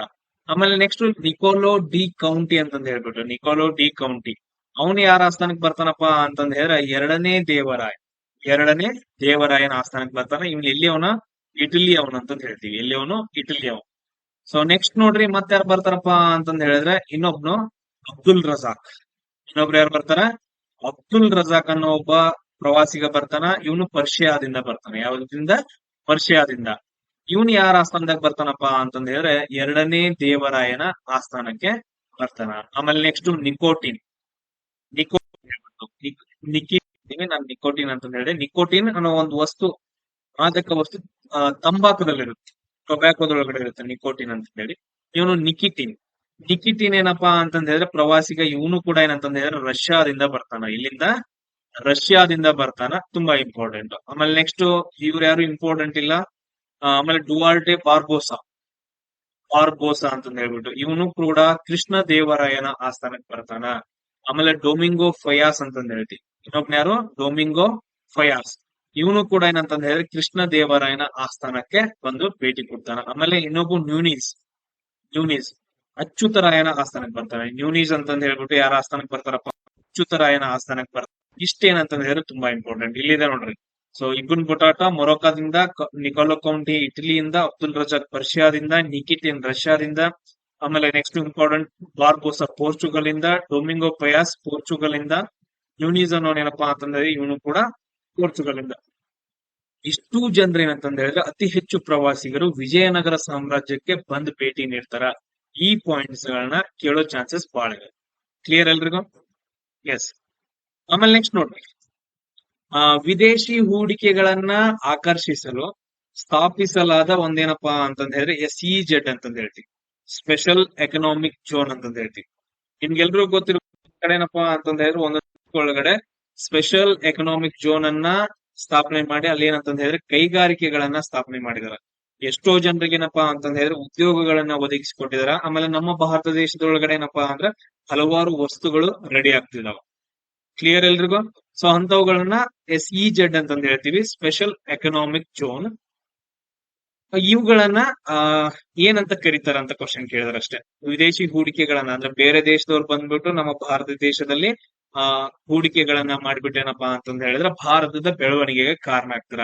ಸೊ SEZ ಅಂತಂದ್ ಹೇಳಿದ್ರೆ ಸ್ಪೆಷಲ್ ಎಕನಾಮಿಕ್ ಝೋನ್ ಅಂತಂದ್ ಹೇಳ್ತೀವಿ. ಆಪ್ಷನ್ ಬಿ, ವಿಶೇಷ ಆರ್ಥಿಕ ವಲಯ, special economic zone. May be ನಿಮ್ ಡಿಸ್ಟಿಕ್ ಗಳಲ್ಲಿ ಇರ್ಬೋದು. ಯಾವ ಡಿಸ್ಟಿಕ್ ಅಲ್ಲಿ ಇದೆ ನೋಡ್ರಿ, ಬೆಳಗಾವಿ ಒಳಗಡೆ ಐತೆ. ಬೆಳಗಾವಿ ಅಪ್ಪ ಅಂತಂದ್ ಹೇಳಿದ್ರೆ ಹತ್ತರಿಗೆ ಅಂತಂದ್ ಹೇಳಿ ಒಂದು ಇದು ಬರುತ್ತೆ ಸಿಟಿ, ಅಲ್ಲಿ ಅದ್ರ ಪಕ್ಕ ಆಯ್ತು ಬೆಳಗಾವಿ ಜಿಲ್ಲೆ ಒಳಗಡೆ ಅಲ್ಲಿ ಬರುತ್ತೆ ಸ್ಪೆಷಲ್ ಎಕನಾಮಿಕ್ ಝೋನ್ ಅಂತ ಹೇಳಿ. ಅಲ್ಲಿ ಏನಪ್ಪಾ ಅಂತಂದ್ ಹೇಳಿದ್ರೆ ಅಲ್ಲಿ ವಿಮಾನಗಳನ್ನ ತಯಾರು ಮಾಡ್ತಾರೆ. ಅಲ್ಲಿ ಏನ್ ತಯಾರು ಮಾಡ್ತಾರ? ವಿಮಾನದ ಪಾರ್ಟ್ಸ್ ಗಳನ್ನ ತಯಾರು ಮಾಡ್ತಾರ. ನೆಕ್ಸ್ಟ್ ಕ್ವಶನ್ ನೋಡ್ರಿ, ಒಂದು ವಸ್ತು ವೃತ್ತಾಕಾರದ ಪಥದಲ್ಲಿ ಒಂದೇ ವೇಗದಲ್ಲಿ ಚಲಿಸಿದಾಗ ಅದರ ವೇಗವನ್ನ ಏನಂತ ಕರೀತಾರೆ? ಇಲ್ಲಿ ನೋಡ್ರಿ, ಈ ತರ ಏನಪ್ಪಾ ಅಂತಂದ್ ಹೇಳಿದ್ರೆ ವೃತ್ತಾಕಾರವಾಗಿ ಏನಪ್ಪಾ ಅಂತಂದ್ ಹೇಳಿದ್ರೆ ಒಂದು ಪಥ ಐತೆ. ಪಥ ಅಂತಂದ್ ಹೇಳಿದ್ರೆ ದಾರಿ ಅಂತಂದ್ ಹೇಳ್ತೀವಿ. ಕ್ಲಿಯರ್ ಎಲ್ರಿಗೂ? ಆಮೇಲೆ ನೆಕ್ಸ್ಟ್ ಏನಂತಂದ್ ಹೇಳಿದ್ರೆ ಸೇಮ್ ಸ್ಪೀಡ್ ಅಲ್ಲಿ, ಹೆಚ್ಚು ಕಡಿಮೆ ಮಾಡಂಗಿಲ್ಲ. ಒಂದು ಸ್ಪೀಡ್ ಅಲ್ಲಿ ಅಂದ್ರೆ 30 km/h ಸ್ಪೀಡ್ ಅಲ್ಲಿ ನೀವು ಹೊಂಟ್ರಿ ಅಂತಂದ್ರೆ 30 ಸ್ಪೀಡ್ ಅಲ್ಲಿ ಹೊಂಟ್ರಿ ಅಂತಂದ್ ಹೇಳಿದ್ರೆ ಕಂಟಿನ್ಯೂಸ್ ಆಗಿ 30 ಸ್ಪೀಡ್ ಅಲ್ಲೇ ಹೋಗೋದು. ಇಂತಹ ವೇಗವನ್ನ ನಾವ್ ಏನಂತ ಕರಿತೀವಿ ಅಂತಂದ್ ಹೇಳಿದ್ರೆ ಏಕರೂಪದ ವೃತ್ತಾಕಾರದ ವೇಗ. ಏಕರೂಪದ ವೃತ್ತಾಕಾರದ ವೇಗ ಅಥವಾ ಯೂನಿಫಾರ್ಮ್ ಸರ್ಕ್ಯುಲರ್ ಸ್ಪೀಡ್ ಅಂತ ಹೇಳ್ತೀವಿ. ಸರ್ಕ್ಯುಲರ್ ಆಗಿ ಹೋಗ್ತಾ ಐತೆ, ಸರ್ಕ್ಯುಲರ್ ಸ್ಪೀಡ್ ಹೆಂಗ್ ಹೊಂಟೈತಿ? ಒಂದೇ ಸೇಮ್ ಹೊಂಟೈತೆ. ಅದಕ್ಕೆ ನಾವೇನಂತ ಕರಿತೀವಿ ಅಂದ್ರೆ ಯೂನಿಫಾರ್ಮ್ ಸರ್ಕ್ಯುಲರ್ ಸ್ಪೀಡ್ ಅಂತಂದ್ ಹೇಳ್ತೀವಿ. ಇದನ್ನ ನೆನ್ಪಿಟ್ಕೊಳ್ರಿ. ಆಮೇಲೆ ನೆಕ್ಸ್ಟ್ ನೋಡ್ರಿ, ಸ್ಪೀಡ್ ಅಂತ ಬಂತು ಅಂತಂದ್ ಹೇಳಿದ್ರೆ ಅದಕ್ಕೊಂದು ಫಾರ್ಮುಲಾ ಬರುತ್ತೆ, ಡಿಸ್ಟೆನ್ಸ್ ಡಿವೈಡೆಡ್ ಬೈ ಟೈಮ್. ಇದೊಂದು ಫಾರ್ಮುಲಾವನ್ನ ನೆನ್ಪಿಟ್ಕೊಳ್ರಿ. ಯಾಕ? ಕ್ವಶನ್ಸ್ ಗಳನ್ನ ಸಾಲ್ವ್ ಮಾಡಕ ತುಂಬಾ ಬೇಕಾಗುತ್ತೆ. ಆಮೇಲೆ ನೆಕ್ಸ್ಟ್ ನೋಡ್ರಿ ಕ್ವಶನ್, ಸಲೀಂ ಅಲಿ ಪಕ್ಷಿಧಾಮ. ಸಲೀಂ ಅಲಿ ಅಂತಂದ್ ಹೇಳ್ಬಿಟ್ಟು ನಾವೆಲ್ಲರೂ 2ನೇ ತರಗತಿ ಅಥವಾ 3ನೇ ತರಗತಿಯಲ್ಲಿ ಪಾಠ ಕಲ್ತಿದ್ದೀವಿ ನೋಡ್ರಿ. ಸಲೀಂ ಅಲಿ ಪಕ್ಷಿ ಪ್ರೇಮಿ ಅಂತಂದ್ ಹೇಳಿ. ಸೊ ಅವ್ರ ಹೆಸರಲ್ಲಿ ಏನಂತಂದ್ ಹೇಳಿದ್ರೆ ಒಂದು ಪಕ್ಷಿಧಾಮವನ್ನ ನಿರ್ಮಾಣ ಮಾಡಿದಾರ. ಅದು ಯಾವ ರಾಜ್ಯದಲ್ಲಿ ಐತೆ ಅಂತ ಕ್ವಶನ್ ಕೇಳಿದ್ರ, ಇಲ್ಲಪ್ಪಾ ಅಂತಂದ್ ಹೇಳಿದ್ರೆ ಗೋವಾ ಒಳಗಡೆ. ಗೋವಾ ಒಳಗಡೆ ಏನಪ್ಪಾ ಅಂತಂದ ಹೇಳಿದ್ರ ಸಲೀಂ ಅಲಿ ಪಕ್ಷಿಧಾಮ ಐತೆ. ಆಮೇಲೆ ಇನ್ನೊಂದು ಗೋವಾ ಒಳಗಡೆ ತುಂಬಾ ಇಂಪಾರ್ಟೆಂಟ್ ಒಂದು ನ್ಯಾಷನಲ್ ಪಾರ್ಕ್ ಬರುತ್ತ, ಮಹಾವೀರ್ ನ್ಯಾಷನಲ್ ಪಾರ್ಕ್. ಅದನ್ನು ಕೂಡ ನೆನ್ಪಿಟ್ಕೊಟ್ರೆ ಕ್ವಶನ್ ಕೇಳಿದಾರೆ, ಮಹಾವೀರ ನ್ಯಾಷನಲ್ ಪಾರ್ಕ್. ಆಮೇಲೆ ಒಂದು ನದಿ ಬರುತ್ತ ಮಾಂಡೋವಿ, ಮಾಂಡೋವಿ ಮಾಂಡೋವಿ ಅಂತಂದ ಹೇಳಿ ನದಿ ಬರುತ್ತ. ನಾವು ಕರ್ನಾಟಕದಾಗ ಅದನ್ನ ನಾವೇನಂತ ಕರಿತೀವಿ ಅಂದ್ರ ಮಹದಾಯಿ ನದಿ ಅಂತ ಕರಿತೀವಿ. ಈ ಮಾಂಡೋವಿ ನದಿ ದಡದಲ್ಲಿ ಯಾವ ನಗರ ಐತಪ್ಪ ಅಂತಂದ ಹೇಳಿದ್ರೆ ಪಣಜಿ. ಯಾವ ನಗರ ಐತಿ? ಗೋವಾದ ರಾಜಧಾನಿಯಾದಂತಹ ಪಣಜಿ ಐತೆ. ಆಮೇಲೆ ಗೋವಾ ಬಗ್ಗೆ ಮತ್ತೇನಿ ಇಂಪಾರ್ಟೆಂಟ್ ವಿಷಯ, ಅತಿ ಕಡಿಮೆ ಕರಾವಳಿ ಪ್ರದೇಶವನ್ನ ಹೊಂದೈತೆ. ಎಷ್ಟಪ್ಪ ಅಂತಂದ್ರೆ 100 ಕಿಲೋಮೀಟರ್ ಅಂತಂದ್ರೆ 100 ಕಿಲೋಮೀಟರ್. ಸೊ ಇಷ್ಟು ಪಾಯಿಂಟ್ಸ್ ಗಳನ್ನ ನೀವೇನಪ್ಪಾ ಅಂತಂದ್ರೆ ನೆನ್ಪಿಟ್ಕೋಬೇಕು. ಆಮೇಲೆ ನೆಕ್ಸ್ಟ್ ನೋಡ್ರಿ, 1943ರಲ್ಲಿ ಯಾವ ಜಿಲ್ಲೆಯಲ್ಲಿ ಸಮಾನಾಂತರ ಸರ್ಕಾರವನ್ನ ಸ್ಥಾಪನೆ ಮಾಡಿದ್ರು ಅಂತ ಕ್ವಶನ್ ಕೇಳ. ಅಂದ್ರೆ ಪ್ಯಾರಲಲ್ ಗವರ್ಮೆಂಟ್, ಸಮಾನಾಂತರ. ಒಂದು ಸಿಂಪಲ್ ಇಲ್ಲೇನಪ್ಪಾ ಅಂದ್ರ 1942 ಆಗಸ್ಟ್ 8ನೇ ತಾರೀಕು ಏನ್ ಮಾಡ್ತಾರಂದ್ರ ಕ್ವಿಟ್ ಇಂಡಿಯಾ ಚಳವಳಿಯನ್ನ ಸ್ಟಾರ್ಟ್ ಮಾಡ್ತಾರ ಭಾರತದೊಳಗಡೆ. ಯಾರು? ಮಹಾತ್ಮ ಗಾಂಧೀಜಿಯವರು. ಸೊ ಬ್ರಿಟಿಷರೇ ನೀವು ಭಾರತವನ್ನ ಬಿಟ್ಟು ತೊಲಗಿ, ಇಲ್ಲ ಅಂತಂದ ಹೇಳಿದ್ರೆ ಸರಿ ಇರಂಗಿಲ್ಲ. ಸೊ ಒಂದು quit India movement, do or die ಅಂತ ಹೇಳ್ತೀವಿ. ಸೊ ಇದ್ರ ಬಗ್ಗೆ ನಿಮ್ಗೆ ಎಲ್ರಿಗೂ ಗೊತ್ತೈತೆ. ಇಂಥ ಸಮಯದಲ್ಲಿ ಏನಾಗತ್ತಪ್ಪ ಅಂತಂದ ಹೇಳಿದ್ರೆ ಕೆಲವೊಂದು ಜಿಲ್ಲೆಗಳಲ್ಲಿ ನಾಯಕರೆಲ್ಲರೂ ಸೇರ್ಬಿಟ್ಟು, ನಾಯಕರು ಅವರೆಲ್ಲರೂ ಸೇರ್ಬಿಟ್ಟು ಏನಪ್ಪಾ ಅಂತಂದ ಹೇಳಿದ್ರೆ ನಿಮ್ ಬ್ರಿಟಿಷ್ ಸರ್ಕಾರ ನಮಗ್ ಬೇಡ, ಬ್ರಿಟಿಷ್ ಸರ್ಕಾರ ನಮಗ್ ಬೇಡವೇ ಬೇಡ ಅಂತಂತ ಹೇಳ್ಬಿಟ್ಟು ಕೆಲವೊಂದು ರಾಜ್ಯಗಳಲ್ಲಿ ಏನ್ ಮಾಡ್ತಾರಪ್ಪ ಅಂತಂದ ಹೇಳಿದ್ರೆ ಸರ್ಕಾರವನ್ನ ನಿರ್ಮಾಣ ಮಾಡ್ಕೊಂತಾರೆ. ಕೆಲವೊಂದು ರಾಜ್ಯಗಳಲ್ಲಿ ಸರ್ಕಾರವನ್ನ ಅವರೇ ರೂಲ್ ಏನ್ ಮಾಡ್ತಾರ, ಸರ್ಕಾರಗಳನ್ನ ನಿರ್ಮಾಣ ಮಾಡಿ ಅವರೇ ರೂಲ್ ಮಾಡಕ್ ಸ್ಟಾರ್ಟ್ ಮಾಡ್ತಾರ. ಅಂತಹ ಸರ್ಕಾರಗಳನ್ನ ನಾವು ಪ್ಯಾರಲಲ್ ಗವರ್ಮೆಂಟ್ ಅಂತ ಕರಿತೀವಿ, ಸಮಾನಾಂತರ ಸರ್ಕಾರ ಅಂತ ಹೇಳಿ. ಸೊ ಅವಾಗ ಫಸ್ಟ್ ಎಲ್ಲಿ ಆಗೈತಿ ಅಂತ ಕ್ವಶನ್ ಕೇಳಿದ, 1943ರಲ್ಲಿ ಇನ್ ವಿಚ್ ಡಿಸ್ಟ್ರಿಕ್ಟ್ ಅದನ್ನ ಸ್ಥಾಪನೆ ಮಾಡಿದ್ರು ಅಂತಂದ ಹೇಳಿ ನಮ್ಗೆ ಕ್ವಶನ್ ಕೇಳಿದಾರೆ. ಎಲ್ಲಪ್ಪಾ ಅಂತಂದ ಹೇಳಿದ್ರೆ ಸತಾರಾ ಜಿಲ್ಲೆಯಲ್ಲಿ ಏನಪ್ಪಾ ಅಂತಂದ ಹೇಳಿದ್ರೆ ಮೊದಲ ಪ್ಯಾರಲಲ್ ಗವರ್ಮೆಂಟ್ ಅನ್ನ ಸ್ಥಾಪನೆ ಮಾಡ್ತಾರ 1943ರಲ್ಲಿ. ನಮ್ಗೆ ಬ್ರಿಟಿಷ್ ಸರ್ಕಾರನ ಬೇಡ, ನಮ್ಮದ್ ನಾವು ಆಳ್ವಿಕೆ ನಡ್ಸ್ಕೊತೀವಿ ಅಂತಂದ ಹೇಳಿ. ಕ್ಲಿಯರ್ ಎಲ್ರಿಗೂ? ಆಮೇಲೆ ನೆಕ್ಸ್ಟ್ ನೋಡ್ರಿ, ವಿಸ್ತೀರ್ಣದ ಪ್ರಕಾರ ಉತ್ತರ ಅಮೆರಿಕಾದಲ್ಲಿ ಅತಿ ದೊಡ್ಡ ದೇಶ. ನೀವು ಉತ್ತರ ಅಮೆರಿಕಾದ ಎಲ್ಲಾದ್ರೂ ಡಯಾಗ್ರಾಮ್ ತಗೊಂಡ್ರಿ ಅಂತಂದ ಹೇಳಿದ್ರೆ ಈ ರೀತಿಯಾಗಿ ಬರುತ್ತೆ. ಸೊ ಈ ರೀತಿಯಾಗಿ ನಾವು ಒಂದ್ ಸ್ವಲ್ಪ ಏನಂತಂದ ಹೇಳಿದ್ರೆ ಡಯಾಗ್ರಾಮ್ಸ್ ಗಳು ಬಹಳ ಇಂಪಾರ್ಟೆಂಟ್ ಆಗ್ತವೆ. ಡಯಾಗ್ರಾಮ್ಸ್ ಗಳು ಏನಂತಂದ ಹೇಳಿದ್ರೆ ಬಹಳ ಇಂಪಾರ್ಟೆಂಟ್ ಆಗ್ತಾವ. ಮೇಲ್ಗಡೆ ಇರೋದು ನಾವು ಕೆನಡಾ ಅಂತ ಕರಿತೀವಿ, ನೆಕ್ಸ್ಟ್ ಇರೋದು USA ಅಂತಂದ್ ಹೇಳ್ತೀವಿ. ಆಮೇಲೆ ನೆಕ್ಸ್ಟ್ ಕೆಳಗಡೆ ಬರೋದೇನಪ್ಪಾ ಅಂದ್ರೆ ಮೆಕ್ಸಿಕೋ ಅಂತಂದ್ ಹೇಳ್ತೀವಿ, ಮೆಕ್ಸಿಕೋ. ಆಮೇಲೆ ಈ ಕಡೆ ಅಲಾಸ್ಕಾ ಅಂತಂದ್ ಹೇಳಿ ಬರುತ್ತೆ. ನಾನು ಅದನ್ನ ಮ್ಯಾಪ್ ಗಳ ಮೇಲೆ ಕ್ಲಾಸ್ ಗಳನ್ನ ಮಾಡಿ ಹಾಕ್ತೀನಿ. ಸೊ ಇದ್ರಲ್ಲಿ ತುಂಬಾ ದೊಡ್ಡದು ಉತ್ತರ ಅಮೆರಿಕ ಖಂಡದಲ್ಲಿ ಅತಿ ದೊಡ್ಡ ದೇಶ ಯಾವುದು ಅಂತ ಕ್ವಶನ್ ಅನ್ನ ಕೇಳಿದ್ರ, ಸೊ ಯಾವ ದೇಶ ಆಗತ್ತಪ್ಪ ಅಂತಂದ ಹೇಳಿದ್ರೆ ಕೆನಡಾ. ಕೆನಡಾ ಕೆನಡಾ ಕೆನಡಾ ಬಗ್ಗೆ ಒಂದ್ 2 ಪಾಯಿಂಟ್ಸ್ ಗಳು ಬರ್ತಾವ. ಅತಿ ಹೆಚ್ಚು ಪೇಪರ್ ಈಗ ನಾವು ನ್ಯೂಸ್ ಪೇಪರ್ ಎಲ್ಲ ಮಾಡ್ತೀವಲ್ಲ, ನ್ಯೂಸ್ ಪೇಪರ್ ಅನ್ನ ಅತಿ ಹೆಚ್ಚು ಪ್ರಪಂಚದಲ್ಲಿ ಎಲ್ಲಿ ತಯಾರು ಮಾಡ್ತಾರಂದ್ರ ಕೆನಡಾದೊಳಗಡೆ. ಆಮೇಲೆ ಪ್ರಪಂಚದಲ್ಲಿ ಅತಿ ದೊಡ್ಡ ಕರಾವಳಿ ಪ್ರದೇಶವನ್ನ ಹೊಂದಿರುವ ದೇಶ, ಅತಿ ಹೆಚ್ಚು ಕರಾವಳಿ ಪ್ರದೇಶವನ್ನ ಹೊಂದಿರುವ ದೇಶ ಯಾವುದು ಅಂತಂದ ಹೇಳಿದ್ರ ಕೆನಡಾ ಅಂತ ಹೇಳ್ತೀವಿ. ಬಹಳ ಅಂದ್ರ ಬಹಳ ಉದ್ದ ಐತೆ, ಅತಿ ಹೆಚ್ಚು ಕರಾವಳಿ ಪ್ರದೇಶವನ್ನು ಹೊಂದಿರುವ ರಾಜ್ಯ. ಇಲ್ಲಿಂದ ನೋಡ್ರಿ, ಇಲ್ಲಿಂದ ಸ್ಟಾರ್ಟ್ ಆಗಿ ಇದೆ ಕರಾವಳಿ ಪ್ರದೇಶವನ್ನು, ಅತಿ ಉದ್ದವಾದ ಕರಾವಳಿ ಪ್ರದೇಶವನ್ನು ಹೊಂದಿರುವ ದೇಶ ಅಂತ ಹೇಳ್ತೀವಿ. ಕ್ಲಿಯರ್ ಎಲ್ರಿಗೂ? ಆಮೇಲೆ ಅತಿ ದೊಡ್ಡ ರಾಷ್ಟ್ರ ಯಾವ್ದು ಬಂತಪ್ಪ ಅಂತಂದ್ರೆ ರಷ್ಯಾ ಅಂತ ಹೇಳ್ತೀವಿ. ಪ್ರಪಂಚದಲ್ಲಿ ಅತಿ ದೊಡ್ಡ ದೇಶ ಬಂದಾಗ ರಷ್ಯಾ ಅಂತಂದ್ ಹೇಳ್ತೀವಿ. ನಮ್ಮ ಭಾರತದ ಸ್ಥಾನ ಎಷ್ಟನೇದೈತೆ ಅಂತಂದ ಹೇಳಿ ನನಗೊಂದ ಮೆಸೇಜ್. ಕ್ಲಿಯರ್ ಎಲ್ರಿಗೂ? ಆಮೇಲೆ ನೆಕ್ಸ್ಟ್ ಕ್ವಶನ್ ನೋಡ್ರಿ, ಇದು ಕನ್ನಡದ ಕರೆಕ್ಟ್ ಆಗಿ ಏನಪ್ಪಾ ಅಂತಂದ ಹೇಳಿದ್ರೆ ಟ್ರಾನ್ಸ್ಲೇಟ್ ಆಗಿಲ್ಲ, ಇಲ್ಲಿದೆ ನೋಡ್ರಿ. ಲೆಗ್ ಬಿಫೋರ್ ವಿಕೆಟ್ ಅಂತಂದ್ ಹೇಳ್ಬಿಟ್ಟು ಎದರಲ್ಲಿ ಯೂಸ್ ಮಾಡ್ತಾರ ಅಂತ ಹೇಳಿ. ಲೆಗ್ ಬಿಫೋರ್ ವಿಕೆಟ್ ಅಂತ ಹೇಳ್ಬಿಟ್ಟು ನಿಮ್ಗ ಹಿಂಗ್ ಹೇಳಿದ್ರೆ ಗೊತ್ತಾಗಂಗಿಲ್ಲ. LBW ಅಂತಂದ್ ಹೇಳಿ ಯಾವ್ದಕ್ಕೆ ಯೂಸ್ ಮಾಡ್ತಾರೆ ಇವಾಗ ಹೇಳ್ರಿ ನೋಡು, ಎಲ್ರಿಗೂ ಗೊತ್ತಾಗ್ಬಿಡತ್ತೆ. LBW ಅಂತಂದ್ ಹೇಳಿ ಯಾವ್ದಕ್ಕೆ ಯೂಸ್ ಮಾಡ್ತಾರೆ? Simple sir, cricket. Sports and ಅದರ ರಿಲೇಟೆಡ್ ವರ್ಡ್ಸ್ ಗಳಂತಂದ್ ಹೇಳಿ ಬರ್ತಾವ, ಅವುಗಳದ್ದು ಒಂದು ಕ್ಲಾಸ್ ಮಾಡಿ ಹಾಕ್ತೀನಿ ನಾನು. LBW ಅಂತ ಬಂದಾಗ ಇಲ್ಲಿ ಏನಂತಂದ್ ಹೇಳಿದ್ರೆ ಕ್ರಿಕೆಟ್ ಗೆ ಸಂಬಂಧಪಟ್ಟಿರುವಂತಹ ಒಂದು ವರ್ಡ್ ಆಗೈತೆ. ಆಮೇಲೆ ನೆಕ್ಸ್ಟ್ ನೋಡ್ರಿ, ಕಬಡ್ಡಿ. ನಿಮ್ಗೆಲ್ರಿಗೂ ಗೊತ್ತೈತಿ ಪ್ರೋ ಕಬಡ್ಡಿ ಹೆಂಗ್ IPL ನಡೆದವಲ್ಲ ಹಂಗ್ ಪ್ರೋ ಕಬಡ್ಡಿ ನಡೀತಾವ. ಈ ಕಬಡ್ಡಿ ಯಾವ ದೇಶದ ಮೂಲದಿಂದ ಬಂದೈತಿ ಅಂತ ನಮ್ಗೆ ಕ್ವಶನ್ ಕೇಳಿದ್ರಿ. ಯಾವ ದೇಶದಿಂದಪ್ಪ ಅಂತಂದ್ರೆ ಇಂಡಿಯಾದಿಂದ. ಸೊ ಇಂಡಿಯಾದಿಂದ ಕಬಡ್ಡಿ ಆಟ ಹುಟ್ಕೊಂಡೈತೆ. ಆಮೇಲೆ ಚೆಸ್ ಆಟ ಎಲ್ಲಿಂದ ಹುಟ್ಕೊಂಡೈತೆ? ಅದು ಕೂಡ ಏನಪ್ಪಾ ಅಂತಂದ್ ಹೇಳಿದ್ರೆ ಇಂಡಿಯಾದಿಂದ ಹುಟ್ಕೊಂಡೈತೆ. ಬಟ್ ಆದ್ರೆ ನಮ್ಮ ಭಾರತ ದೇಶದ ಆಟ ಯಾವ್ದಪ್ಪ ಅಂತಂದ ಹೇಳಿದ್ರೆ, ರಾಷ್ಟ್ರೀಯ ಕ್ರೀಡೆ ಯಾವ್ದು ಅಂತಂದ ಹೇಳಿದ್ರೆ ಏನಂತ ಹೇಳ್ತೀವಿ? ಹಾಕಿ ಅಂತ ಹೇಳ್ತೀವಿ. ಇಷ್ಟು ಪಾಯಿಂಟ್ಸ್ ಗಳನ್ನ ನೀವು ನೆನ್ಪಿಟ್ಕೊಳ್ಳಿ. ಆಮೇಲೆ ನೆಕ್ಸ್ಟ್ ನೋಡ್ರಿ, ನಮ್ಮ ಭಾರತದ ಸಂವಿಧಾನ ಸಭೆ ಏನ್ ಮಾಡತ್ತಂದ್ರ ರಾಷ್ಟ್ರ ಧ್ವಜವನ್ನ ಅಂಗೀಕಾರ ಮಾಡತ್ತ. ಅದಿನ್ ಯಾವಾಗ ಅಂಗೀಕಾರ ಮಾಡೈತಿ ಅಂತ ನಮ್ಗ ಕ್ವಶನ್ ಕೇಳಿದ್ರೆ ಯಾವಾಗ? ಜುಲೈ 22, 1947. ತುಂಬಾ ಇಂಪಾರ್ಟೆಂಟ್. ಜುಲೈ 22, 1947ರಲ್ಲಿ ನಮ್ಮ ಭಾರತ ಸಂವಿಧಾನ ರಾಷ್ಟ್ರ ಧ್ವಜವನ್ನ ಅಂಗೀಕಾರ ಮಾಡುತ್ತೆ. ಇದನ್ನ ರಚನೆ ಮಾಡಿದವ್ರು ಯಾರು? ರಾಷ್ಟ್ರ ಧ್ವಜವನ್ನ ರಚನೆ ಮಾಡಿದವ್ರು ಯಾರಪ್ಪ ಅಂತಂದ್ರೆ ಪಿಂಗಾಲಿ ವೆಂಕಯ್ಯ ಅಂತ ಹೇಳ್ತೀವಿ. ಪಿಂಗಾಲಿ ವೆಂಕಯ್ಯ ಅಂತಂದ್ ಹೇಳ್ತೀವಿ. ಪಿಂಗಾನಿ ವೆಂಕಯ್ಯ, ಪಿಂಗಾಲಿ ಅಂತಂದ್ ಹೇಳಿ ಪಿಂಗಾಲಿ ವೆಂಕಯ್ಯ ಅಂತಂದ್ ಹೇಳ್ತೀವಿ. ಅವ್ರೇನಂದ್ರೆ ರಾಷ್ಟ್ರ ಧ್ವಜವನ್ನ ನಿರ್ಮಾಣ ಮಾಡ್ತಾರೆ. ಸೇಮ್ ಅದೇ ತರ ರಾಷ್ಟ್ರಗೀತೆಯನ್ನ, ಆಮೇಲೆ ಸಮ್ ಅದರ್ ಥಿಂಗ್ಸ್ ಗಳು ಬರ್ತಾವಲ್ಲ, ಅವುಗಳ ಬಗ್ಗೆ ನೀವು ನೋಡ್ಕೋಬೇಕು. ಆಮೇಲೆ ಸಂವಿಧಾನ ಯಾವಾಗಪ್ಪ ಜಾರಿಗೆ ಬರುತ್ತಂತಂದ್ ಹೇಳಿದ್ರೆ 1950 ಜನವರಿ 26ನೇ ತಾರೀಕು ಜಾರಿಗೆ ಬರುತ್ತೆ. ಇಷ್ಟು ಪಾಯಿಂಟ್ಸ್ ಗಳನ್ನ ನೀವು ನೆನ್ಪಿ. ಆಮೇಲೆ ನೆಕ್ಸ್ಟ್ ನೋಡ್ರಿ, 1912ರಲ್ಲಿ ಮೊದಲ ಬಾರಿಗೆ ಒಲಿಂಪಿಕ್ಸ್ ಕ್ರೀಡಾಕೂಟ ನಡೆಯುತ್ತ ಅಂತ.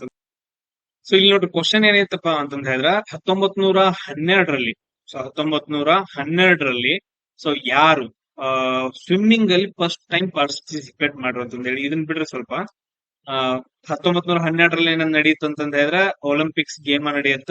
ಅದ್ರಲ್ಲಿ ಸ್ವಿಮ್ಮಿಂಗ್ ಇರುತ್ತೆ, ಈಜು. ಸೊ ಅದ್ರಲ್ಲಿ ಯಾರೇನಪ್ಪಾ ಅಂತಂತ ಹೇಳಿದ್ರೆ ಭಾಗವಹಿಸ್ತಾರೆ? ಯಾರು? ಟ್ರಾನ್ಸ್ ಮೆನ್ ಅಥವಾ ಟ್ರಾನ್ಸ್ ವುಮೆನ್ ಅಥವಾ ಮೆನ್ ಅಥವಾ ವುಮೆನ್. ಮೆನ್ ಅಂತಂದ ಹೇಳಿದ್ರೆ ಪುರುಷರು, ವುಮೆನ್ ಅಂತಂದ ಹೇಳಿದ್ರೆ ಮಹಿಳೆಯರು.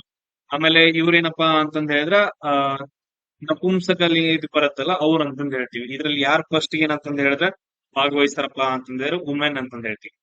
ಫಸ್ಟ್ ಟೈಮ್ 1912ರಲ್ಲಿ ಒಲಿಂಪಿಕ್ಸ್ ಅಲ್ಲಿ ಭಾಗವಹಿಸಿದವರು ವುಮೆನ್.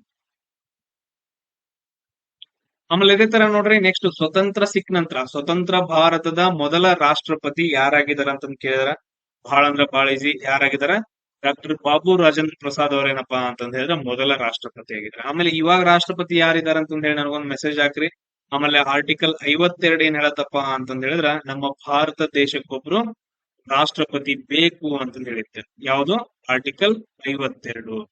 ಆಮೇಲೆ ಅದೇ ತರ ನೋಡ್ರಿ, ಡಾಕ್ಟರ್ ರಾಧಾಕೃಷ್ಣನ್ ಏನಪ್ಪಾ ಇವರು? ಡಾಕ್ಟರ್ ರಾಧಾಕೃಷ್ಣನ್ ಏನ್ ಇವ್ರು? ಸೊ ಇವರು ಸೆಕೆಂಡ್ ಪ್ರೈಮ್ ಮಿನಿಸ್ಟರ್ ಅಥವಾ ಎರಡನೇ ರಾಷ್ಟ್ರಪತಿನ ಅಂತ ನೋಡ್ರಿ. ಆಮೇಲೆ ಇವ್ರದ್ದೇನಪ್ಪಾ ಅಂತಂದ್ರೆ ಹುಟ್ಟಿದ ಹಬ್ಬವನ್ನ ಸೆಪ್ಟೆಂಬರ್ 5 ನಾವು ಶಿಕ್ಷಕರ ದಿನಾಚರಣೆ ಅಂತ ಹೇಳ್ಬಿಟ್ಟು ಆಚರಣೆ ಮಾಡ್ತೀವಿ. ಕ್ಲಿಯರ್ ಎಲ್ರಿಗೂ? ಆಮೇಲೆ ನೆಕ್ಸ್ಟ್ ನೋಡ್ರಿ,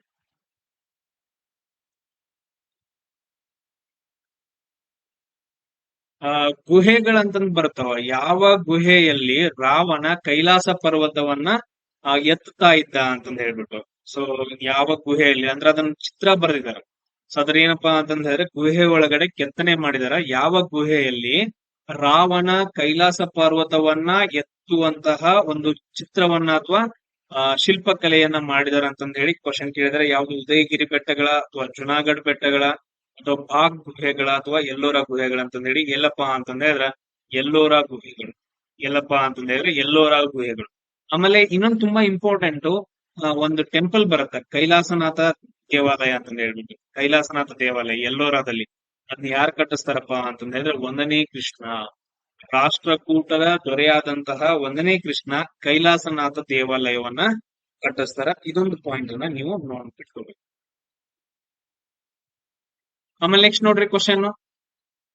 ಸೊ ಈ ಕೆಳಗಿನವುಗಳಲ್ಲಿ ಏನಪ್ಪಾ ಅಂತಂದ್ರೆ ಯಾವುದು ದಿಯೋಬಂದ್ ಟ್ರೋಫಿಗೆ ಸಂಬಂಧಪಟ್ಟೈತೆ? ನೋಡ್ರಿ, ಸೆಕೆಂಡ್ ಕ್ವಶನ್ ಕೇಳತ್ತಾರ ಸ್ಪೋರ್ಟ್ಸ್ ಬಗ್ಗೆ. ದಿಯೋಬಂದ್ ಟ್ರೋಫಿ ಅಂತಂದ ಹೇಳಿ ಕೆಳಗಡೆ ಯಾವ ಕ್ರೀಡೆಗೆ ಸಂಬಂಧಪಟ್ಟೈತಿ ಅಂತ ಕ್ವಶನ್ ಕೇಳಿದಾರೆ. ಸೊ ಯಾವ್ದು ಸಂಬಂಧಪಟ್ಟೈತೆ? ಯಾವ ಕ್ರೀಡೆಗೆ ಇಲ್ಲಿ? ಸೊ ಈ ದಿಯೋಬಂದ್ ಟ್ರೋಫಿ ಅಂತಂದ ಹೇಳಿ ಬಂತು ಅಂತಂದ ಹೇಳಿದ್ರೆ ಯಾವ್ದಕ್ ಬರುತ್ತೆ? ಕ್ರಿಕೆಟಿಗೆ ಬರುತ್ತೆ. ಈಗ ಹೆಂಗ್ ರಣಜಿ ಐತಲ್ಲ, ರಣಜಿ ಟ್ರೋಫಿ, ಅದೇ ತರ ಸೇಮ್ ದಿಯೋಬಂದ್ ಟ್ರೋಫಿ ಕೂಡ ಏನಂತಂದ ಹೇಳಿದ್ರೆ ಕ್ರಿಕೆಟ್ಗೆ ಸಂಬಂಧಪಟ್ಟಂತಹ ಒಂದು ಟ್ರೋಫಿ ಆಗೈತೆ. ಆಮೇಲೆ ನೆಕ್ಸ್ಟ್ ಕ್ವಶನ್ ನೋಡ್ರಿ, ಬಂಗಾಳದ ಗವರ್ನರ್. ಸೊ ಬಂಗಾಳದ ಅಂತಂದ ಹೇಳಿದ್ರೆ ಯಾವ ರಾಜ್ಯಪಾಲರು ದ್ವಿ ಆಡಳಿತ ಪದ್ಧತಿಯನ್ನ ಜಾರಿಗೆ ತಗೊಂಡ್ ಬರ್ತಾರೆ? ಅಥವಾ ನಾವು ಏನ್ ಹೇಳ್ತೀವಿ ಅಂದ್ರೆ ದ್ವಿಮುಖ ಸರ್ಕಾರ ಅಂತ ಹೇಳ್ತೀವಿ. ದ್ವಿಮುಖ ಸರ್ಕಾರ ಪದ್ಧತಿ ಅಥವಾ ಡ್ಯುವೆಲ್ ಗವರ್ಮೆಂಟ್ ಅಂತಂತ ಹೇಳಿ. ಸೊ ಯಾರ್ ಜಾರಿಗೆ ತಗೊಂಡ್ ಬರ್ತಾರ? ವಾರ್ನ್ ಹೆಸ್ಟಿಂಗ, ವಿಲಿಯಂ ಬೆಂಟಿಂಕ, ರಾಬರ್ಟ್ ಕ್ಲೈವ ಅಥವಾ ಲಾರ್ಡ್ ಕಾರ್ನ್ ವಾಲಿಸ್. ನೀವು ನೋಡಿರ್ಬಹುದು, ಇವಾಗ ಒಂದು ಸ್ಟೋರಿ ಬರುತ್ತ. ಬಂಗಾಳದ ಒಳಗಡೆ ಏನಪ್ಪಾ ಅಂತಂದ ಹೇಳಿದ್ರೆ ಒಂದು ಸಾಮ್ರಾಜ್ಯದವರ ಆಳ್ವಿಕೆ ನಡೆಸ್ತಿರ್ತಾರ ಈ ಪ್ರದೇಶದಲ್ಲಿ. ಅದರಲ್ಲಿ ಮೊದಲ ದೊರೆ ಯಾವ್ದ ಬೇರೆಯವರು ಇರ್ತಾರ, ಬಟ್ ಅದ್ರ ತುಂಬಾ ಇಂಪಾರ್ಟೆಂಟ್ ಸಿರಾಜುದ್ದೌಲ್. ಸಿರಾಜ್ ಉದ್ದೌಲ್ ಯಾರು ಬರ್ತಾರ ಅಂತಂದ್ ಹೇಳಿದ್ರೆ ಆಮೇಲೆ ಮೀರ್ ಜಾಫರ್ ಆಮೇಲೆ ಮೀರ್ ಕಾಸಿಂ ಅಂತಂದ್ ಹೇಳಿ ಬರ್ತಾರ. ಅಲ್ಲಿ ಯುದ್ಧಗಳು ನಡೀತಾವ. ಒಂದ್ ಯಾವ್ದಪ್ಪ ಅಂತಂದ್ ಹೇಳಿದ್ರೆ ಪ್ಲಾಸಿ ಕದನ ನಡೆಯುತ್ತ. ಪ್ಲಾಸಿ ಕದನದಲ್ಲಿ ಸಿರಾಜ್ ಉದ್ದೌಲ್ ಕೊಲ್ತಾರ 1757ರಲ್ಲಿ. ಆಮೇಲೆ ನೆಕ್ಸ್ಟ್ 1764ರಲ್ಲಿ ಮತ್ತೊಂದು ಬರುತ್ತ ಬಕ್ಸಾರ್ ಕದನ. ಈ ಬಕ್ಸಾರ್ ಕದನದಲ್ಲಿ ರಾಬರ್ಟ್ ಕ್ಲೈವ್ ಇದ್ದವ ಏನ್ ಮಾಡ್ತಾ ಅಂತಂದ್ ಹೇಳಿದ್ರ, ರಾಬರ್ಟ್ ಕ್ಲೈವ್ ಇದ್ದವ ಮೀರ್ ಕಾಸಿಮು ಆಮೇಲೆ ಶೂಜಾ ಉದ್ದೌಲು ಆಮೇಲೆ ಇನ್ನೊಬ್ರು ಯಾರು ಎರಡನೇ ಶಾ ಆಲಂ, ಇವ್ರನ್ನ ಮೂರು ಜನರನ್ನ ಸೋಲಿಸ್ತಾನ. ಸೋಲಿಸಿದ ನಂತರ ಇಲ್ಲಿ ಮತ್ತೆ ಏನ್ ಮಾಡ್ತಾನ ಅಂತಂದ್ ಹೇಳಿದ್ರೆ ಒಂದು ಪದ್ಧತಿಯನ್ನ ಜಾರಿಗೆ ತಗೊಂಡ್ ಬರ್ತಾನ. ಅದನ್ನ ನಾವೇನಂತ ಕರಿತೀವಿ ಅಂದ್ರೆ ದ್ವಿಮುಖ ಸರ್ಕಾರ ಪದ್ಧತಿ ಅಂತಂದ್ ಹೇಳಿ. ದ್ವಿಮುಖ ಸರ್ಕಾರ ಪದ್ಧತಿ. ಸೊ ಬ್ರಿಟಿಷರು ಮತ್ತೇನಪ್ಪಾ ಅಂತಂದ್ ಹೇಳಿದ್ರೆ ರಾಜರ ಅಂತಂದ್ ಹೇಳಿ. ರಾಜರು ಏನ್ ಮಾಡ್ಬೇಕು, ಓನ್ಲಿ ನ್ಯಾಯವನ್ನ ದೊರಕಿಸ್ಕೊಡ್ಬೇಕು, ಅವ್ರಿಗೆ ಮತ್ತೇನು ಮಾಡಂಗಿಲ್ಲ. ಆಮೇಲೆ ಬ್ರಿಟಿಷರು ಏನಪ್ಪಾ ಅಂತಂದ್ ಹೇಳಿದ್ರೆ ತೆರಿಗೆಯನ್ನ ಕಲೆಕ್ಟ್ ಮಾಡ್ಕೋಬೇಕು. ತೆರಿಗೆಯನ್ನ ಟ್ಯಾಕ್ಸ್ ಅನ್ನ ಕಲೆಕ್ಟ್ ಮಾಡ್ಕೋಬೇಕು, ಅವ್ರು ಮಜಾ ಮಾಡ್ಬೇಕು. ಬಟ್ ರಾಜರು ಏನಂತಂದ್ ಹೇಳಿದ್ರೆ ಓನ್ಲಿ ನ್ಯಾಯವನ್ನ ಹೇಳ್ಬೇಕು ಅಂತಂದ್ ಹೇಳಿ ಇಂತಹ ಪದ್ಧತಿ ಏನಂತ ಜಾರಿಗೆ ತಗೊಂಡ್ ಬರ್ತಾನ ಯಾರು, ರಾಬರ್ಟ್ ಕ್ಲೈವ್ 1765ರಲ್ಲಿ. ಇಷ್ಟು ಪಾಯಿಂಟ್ಸ್ ಅನ್ನ ನೀವು ನೆನ್ಪಿಟ್ಕೊಡ್ರಿ. ಆಮೇಲೆ ಉಳಿದ್ ನಾವು ನೆಕ್ಸ್ಟ್ ನೋಡ್ಕೊಳ್ಳಿ. ಆಮೇಲೆ ಕೆಳಗ್ ನೋಡ್ರಿ, ಈ ಕೆಳಗಿನ ಯಾವುದು ಉತ್ತರ ಅಟ್ಲಾಂಟಿಕ್ ಸಾಗರದಲ್ಲಿ ಒಂದು ಸಾಗರ ಪ್ರವಾಹವಾಗೈತಿ ಅಂತ ಇದೆ. ಯಾವುದು, ಬೆಂಗುಲನ ಅಥವಾ ಗಲ್ಫ್ ಸ್ಟ್ರೀಮ ಅಥವಾ ಅಲಾಸ್ಕಾ ಸೆಕ್ಷನ್ ಅಥವಾ ಅಗುಲಾ ಸೆಕ್ಷನ್ ಅಂತ ಹೇಳ್ಬಿಟ್ಟು. ಎಷ್ಟು ಜನರಿಗೆ ಅರ್ಥ ಆಯ್ತು ನನಗೆ ಗೊತ್ತಿಲ್ಲ, ಬಟ್ ಅದ್ರ ಸಿಂಪಲ್ ಆಗಿ ಅರ್ಥ ಮಾಡ್ಕೊಳ್ರಿ. ಸಮುದ್ರ ದೊಡ್ಡ ದೊಡ್ಡ ಏನಪ್ಪಾ ಅಂತಂದ್ರೆ ಸಾಗರಗಳಿದಾವ. ಸಾಗರಗಳಲ್ಲಿ ಸ್ವಲ್ಪ ನೀರೇನಾದ್ರೂ ಮೂವ್ಮೆಂಟ್ ಆಯ್ತು ಅಂತ ಹೇಳಿದ್ರೆ ಅದನ್ನ ನಾವು ಅಲೆ ಅಂತ ಕರಿತೀವಿ. ಬಟ್ ಆದ್ರೆ ದೊಡ್ಡ ಪ್ರಮಾಣದಲ್ಲಿ ನೀರು ಮೂವ್ ಆಗ್ತಾ ಇದ್ರೆ, ದೊಡ್ಡ ಪ್ರಮಾಣದಲ್ಲಿ ಒಂದು ಪ್ರದೇಶದಿಂದ ಇನ್ನೊಂದು ಪ್ರದೇಶಕ್ಕೆ ನೀರೆಲ್ಲಾದ್ರೂ ಹೋಗ್ತಾ ಇದ್ರೆ, ಅದು ಹೆಂಗಂತಂದ್ ಹೇಳಿದ್ರೆ ಮೇಲ್ಬೈ ಸರ್ಫೇಸ್ ದಿಂದ ಹಿಡ್ಕೊಂಡು ಕೆಳಗಿನ ಸರ್ಫೇಸ್ ವರೆಗೂ ನೀರಿಂದ ಎಷ್ಟು ಆಳ ಇರುತ್ತಲ್ಲ ಅಷ್ಟೆಲ್ಲ ನೀರೆಲ್ಲಾದ್ರೂ ಮೂವ್ಮೆಂಟ್ ಆಗ್ತಾ ಇತ್ತು ಅಂತಂದ್ ಹೇಳಿದ್ರೆ, ಬೇರೆ ಪ್ರದೇಶಕ್ಕೆ ಹೋಗ್ತಾ ಇತ್ತು ಅಂತಂದ್ ಹೇಳಿದ್ರೆ ಅದನ್ನ ನಾವೇನಂತ ಕರಿತೀವಿ ಅಂದ್ರ ಸಾಗರ ಪ್ರವಾಹ ಅಥವಾ ಕರೆಂಟ್ ಅಂತಂದ್ ಹೇಳ್ತೀವಿ. ಇಂಗ್ಲಿಷ್ ನಾಗ ಏನಪ್ಪಾ ಅಂತಂದ್ ಹೇಳಿದ್ರೆ ಓಸಿಯಾನಿಕ್ ಕರೆಂಟ್ ಅಥವಾ ಸಾಗರ ಪ್ರವಾಹ ಅಂತ ಕರಿತೀವಿ. ಸೊ ಅಂತದ ಏನಪ್ಪಾ ಅಂತಂದ್ ಹೇಳಿದ್ರೆ ನಾನು ನಿಮ್ಗ ಇಲ್ಲಿ ಫೋಟೋ ತೋರಿಸ್ತೀನಿ. ಇಲ್ಲಿ ನೀವು ನೋಡ್ಬೋದು. ಇಲ್ಲಿ ಏನಂತಂದ್ ಹೇಳಿದ್ರೆ ಈಗ ಎರೋ ಮಾರ್ಕ್ ಕೊಟ್ಟಿದಾರಲ್ಲ. ಫಾರ್ ಎಕ್ಸಾಂಪಲ್ ಏನಪ್ಪಾ ಅಂತಂದ್ ಹೇಳಿದ್ರೆ ಇಲ್ಲಿಂದ ನೋಡ್, ಇಲ್ಲಿಂದ. ಸೊ ಈ ಪ್ರದೇಶದಿಂದ ನೀರ್ ಏನಂತಂದ್ ಹೇಳಿದ್ರೆ ಇಲ್ಲಿಂದ ಇಲ್ಲಿವರೆಗೂ ಹೋಗುತ್ತೆ. ಅದನ್ನ ನಾವು ಅಗುಲ್ಲಾಸ್ ಅಂತಂದ್ ಹೇಳ್ತೀವಿ, ಅಗುಲ್ಲಾಸ್. ಬಟ್ ಅದ್ರ ನಮ್ಗೆ ಏನ್ ಕೇಳಿದಾರೆ, ಈ ಪ್ರದೇಶದಲ್ಲಿ ಕೇಳಿದಾರೆ. ಈ ಪ್ರದೇಶದಲ್ಲಿ ಯಾವ್ಯಾವ ಬರ್ತಾವ, ಲ್ಯಾಬ್ರಾಡಾರು, ಗಲ್ಫ್ ಸ್ಟ್ರೀಮು ಅಂತಂದ್ ಹೇಳಿ ಬರ್ತಾವ. ಬಟ್ ಅದ್ ನಮ್ಗೆ ಆಪ್ಷನ್ ಏನ್ ಕೊಡೋದು ನೋಡ್ರಿ, ಇದೇನಂತಂದ್ ಹೇಳಿದ್ರೆ ಡೈಗ್ರಾಮ್ ಬರುತ್ತಾ. ಇದನ್ನ ನಾನು ಜಿಯೋಗ್ರಫಿಲಿ ಹೇಳ್ತೀನಿ, ಬಹಳ ಅಂದ್ರೆ ಟೆನ್ಷನ್ ತಗೊಳಕ್ ಹೋಗ್ಬೇಡ್ರಿ. ಜಸ್ಟ್ ಕರೆಂಟ್ ಗಳು ಅಂತಂದ್ ಹೇಳಿ, ಇದರಲ್ಲಿ ಯಾವ ಕರೆಂಟ್ ಉತ್ತರ ಅಟ್ಲಾಂಟಿಕ್ ಸಾಗರದಲ್ಲಿ ಬರುತ್ತಪ್ಪ ಅಂತಂದ್ ಹೇಳಿದ್ರೆ ಗಲ್ಫ್ ಸ್ಟ್ರೀಮ್ ಅಂತಂದ್ ಹೇಳ್ತೀವಿ. ಗಲ್ಫ್ ಸ್ಟ್ರೀಮ್ ಇಲ್ಲಿದೆ ನೋಡ್ರಿ, ಗಲ್ಫ್ ಸ್ಟ್ರೀಮ್ ಉತ್ತರ ಅಟ್ಲಾಂಟಿಕ್. ಇದು ಉತ್ತರ ಅಟ್ಲಾಂಟಿಕ್, ಇದು ದಕ್ಷಿಣ ಅಟ್ಲಾಂಟಿಕ್. ಸೊ ಇದೇನಪ್ಪಾ ಅಂತಂದ್ ಹೇಳಿದ್ರೆ ಗಲ್ಫ್ ಸ್ಟ್ರೀಮ್ ಅಂತ ಹೇಳಿ ಬರುತ್ತೆ, ಆಪ್ಷನ್ ಕೊಟ್ಟಿದ್ದಾರೆ. ಇಲ್ಲಿ ನೋಡ್ರಿ, ಅಟ್ಲಾಂಟಿಕ್ ಯಾವ ಶೇಪ್ ಅಲ್ಲಿ ಐತಪ್ಪ ಅಂತಂದ್ ಹೇಳಿದ್ರೆ ಎಸ್ ಶೇಪ್ ಅಲ್ಲಿ ಐತೆ. ಆಮೇಲೆ ಹಿಂದೂ ಮಹಾಸಾಗರ ಎಂ ಶೇಪ್ ಅಲ್ಲಿ ಐತೆ. ಆಮೇಲೆ ಇನ್ನೊಂದ್ ಯಾವ್ದು ಪೆಸಿಫಿಕ್ ಮಹಾಸಾಗರ ಏನಂತಂದ್ ಹೇಳಿದ್ರೆ ತ್ರಿಭುಜಾಕೃತಿ ಇಲ್ಲ ಟ್ರಯಾಂಗಲ್ ಶೇಪ್ ಐತೆ. ಆಮೇಲೆ ನೆಕ್ಸ್ಟ್ ನೋಡ್ರಿ, ಭಾರತೀಯ ಸಂವಿಧಾನದ ಮೂರನೇ ಭಾಗ ಯಾವ್ದಕ್ ಸಂಬಂಧಪಟ್ಟೈತಿ ಅಂತ ಕ್ವಶನ್ ಕೇಳಿದಾರ. ಸೊ ಯಾವ್ದಕ್ ಸಂಬಂಧಪಟ್ಟೈತ್ರಪ್ಪ, ಫಂಡಮೆಂಟಲ್ ರೈಟ್ಸ್ ಅಂತಂದ್ ಹೇಳ್ತೀವಿ. ಮೂಲಭೂತ ಹಕ್ಕುಗಳಿಗೆ ಸಂಬಂಧಪಟ್ಟಂತಹ ಒಂದು ಭಾಗ ಇದನ್ನ ಹೇಳ್ತೀವಿ. ಆರ್ಟಿಕಲ್ 12ರಿಂದ ಏನಪ್ಪಾ ಅಂತಂದ್ ಹೇಳಿದ್ರೆ 35ರವರೆಗೂ, ಆರ್ಟಿಕಲ್ 12ರಿಂದ 35ರವರೆಗೂ ಮೂಲಭೂತ ಹಕ್ಕುಗಳಿಗೆ ಸಂಬಂಧಪಟ್ಟಂತ ಈ ಮೂಲಭೂತ ಹಕ್ಕುಗಳನ್ನ, ಫಂಡಮೆಂಟಲ್ ರೈಟ್ಸ್ ಅನ್ನ ಯಾವ ದೇಶದಿಂದ ಎರವಲು ಮಾಡ್ಕೊಂತಾರ, ಅದೊಂದು ನನಗ್ ಪಾಯಿಂಟ್ ಅನ್ನ ನೀವು ಹೇಳ್ಬೇಕು. ಕ್ಲಿಯರ್ ಎಲ್ರಿಗೂ? ಆಮೇಲೆ ಇವಾಗ ರೀಸೆಂಟ್ ಆಗಿ ಚುನಾವಣೆ ಬರ್ತಾ ಇರೋದ್ರಿಂದ ಇಲೆಕ್ಷನ್ ಕಮಿಷನ್ ಆಫ್ ಇಂಡಿಯಾ ತುಂಬಾ ಇಂಪಾರ್ಟೆಂಟ್ ಆಗತ್ತ. ಅದರಲ್ಲಿ 3 ಜನ ಚೇರ್ಮನ್ ಗಳು ಬರ್ತಾವ. ಒಬ್ರು ಏನಪ್ಪಾ ಅಂತಂದ್ ಹೇಳಿದ್ರೆ ಚೀಫ್ ಇಲೆಕ್ಷನ್ ಕಮಿಷನರ್, ಮೇನ್ ಅಂತಂದ್ ಹೇಳ್ತೀವಿ, ಮುಖ್ಯ ಚುನಾವಣಾಧಿಕಾರಿ. ಆಮೇಲೆ ಇನ್ನಿಬ್ಬರು ಏನಂತಂದ್ ಹೇಳಿದ್ರೆ ನಾರ್ಮಲ್ ಕಮಿಷನರ್ಸ್ ಬರ್ತಾರ, 3 ಜನ. ಈ 3 ಜನ ಇವಾಗ ಯಾರಿದಾರ ಕಂಪಲ್ಸರಿ ಇರ್ಬೇಕಂದ್ರ ನೆಕ್ಸ್ಟ್ ಚುನಾವಣೆ ಬರತೈತಿ, ಅದಕ್ಕೋಸ್ಕರ. ಆಮೇಲೆ ಆರ್ಟಿಕಲ್ 324 ಏನಾದ್ರೆ ಇಲೆಕ್ಷನ್ ಕಮಿಷನ್ ಬಗ್ಗೆ ಹೇಳುತ್ತೆ. ಆರ್ಟಿಕಲ್ 324 ಇಲೆಕ್ಷನ್ ಕಮಿಷನ್ ಬಗ್ಗೆ. ಆಮೇಲೆ ಮೂಲಭೂತ ಕರ್ತವ್ಯಗಳನ್ನ ಯಾವ ದೇಶದಿಂದ ಎರವಲು ಮಾಡ್ಕೊಂತಾರಂತಂದ್ ಹೇಳ್ರಿ. ಆಮೇಲೆ ಯಾವ ಆರ್ಟಿಕಲ್ ಸಂಬಂಧಪಡುತ್ತದಕ್ಕ, ಆರ್ಟಿಕಲ್ 51A ಸಂಬಂಧಪಡುತ್ತ ಮೂಲಭೂತ ಕರ್ತವ್ಯಗಳಿಗೆ. ಇಷ್ಟು ಪಾಯಿಂಟ್ಸ್ ಗಳನ್ನ ನೀವೇನಪ್ಪಾ ಅಂತಂದ್ ಹೇಳಿದ್ರೆ ನೆನ್ಪಿಟ್ಕೋಬೇಕು. ಇದೇನಪ್ಪಾ ಅಂತಂದ್ ಹೇಳಿದ್ರೆ 25ರಿಂದ 50ರವರೆಗೂ ಕ್ವಶನ್ಸ್ ಗಳನ್ನ ನಾನು ಇವಾಗ ಡಿಸ್ಕಷನ್ ಮಾಡಿದೆ. ಸೊ ವಿಡಿಯೋಸ್ ಗಳನ್ನ ಕಂಪ್ಲೀಟ್ ಆಗಿ ನೋಡ್ರಿ. ಆಮೇಲೆ ನೆಕ್ಸ್ಟ್ ಏನಪ್ಪಾ ಅಂತಂದ್ ಹೇಳಿದ್ರೆ ನಿಮ್ಗೆ ಖಂಡಗಳ ಬಗ್ಗೆ, ಸೊ ತುಂಬಾ ಇಂಪಾರ್ಟೆಂಟ್ ಮ್ಯಾಪ್ ಬೇಸ್ಡ್ ಕ್ವಶನ್ಸ್ ಬರ್ತಾವ. Map based questions central government ಅಲ್ಲಿ ಜಾಸ್ತಿ ಬರ್ತಾ ಇರೋದ್ರಿಂದ ಅವುಗಳನ್ನ ನಾನು ಮಾಡಿ ಹಾಕ್ತೀನಿ, ಕಂಪ್ಲೀಟ್ ಆಗಿ ಮಾಡಿ ಹಾಕ್ತೀನಿ.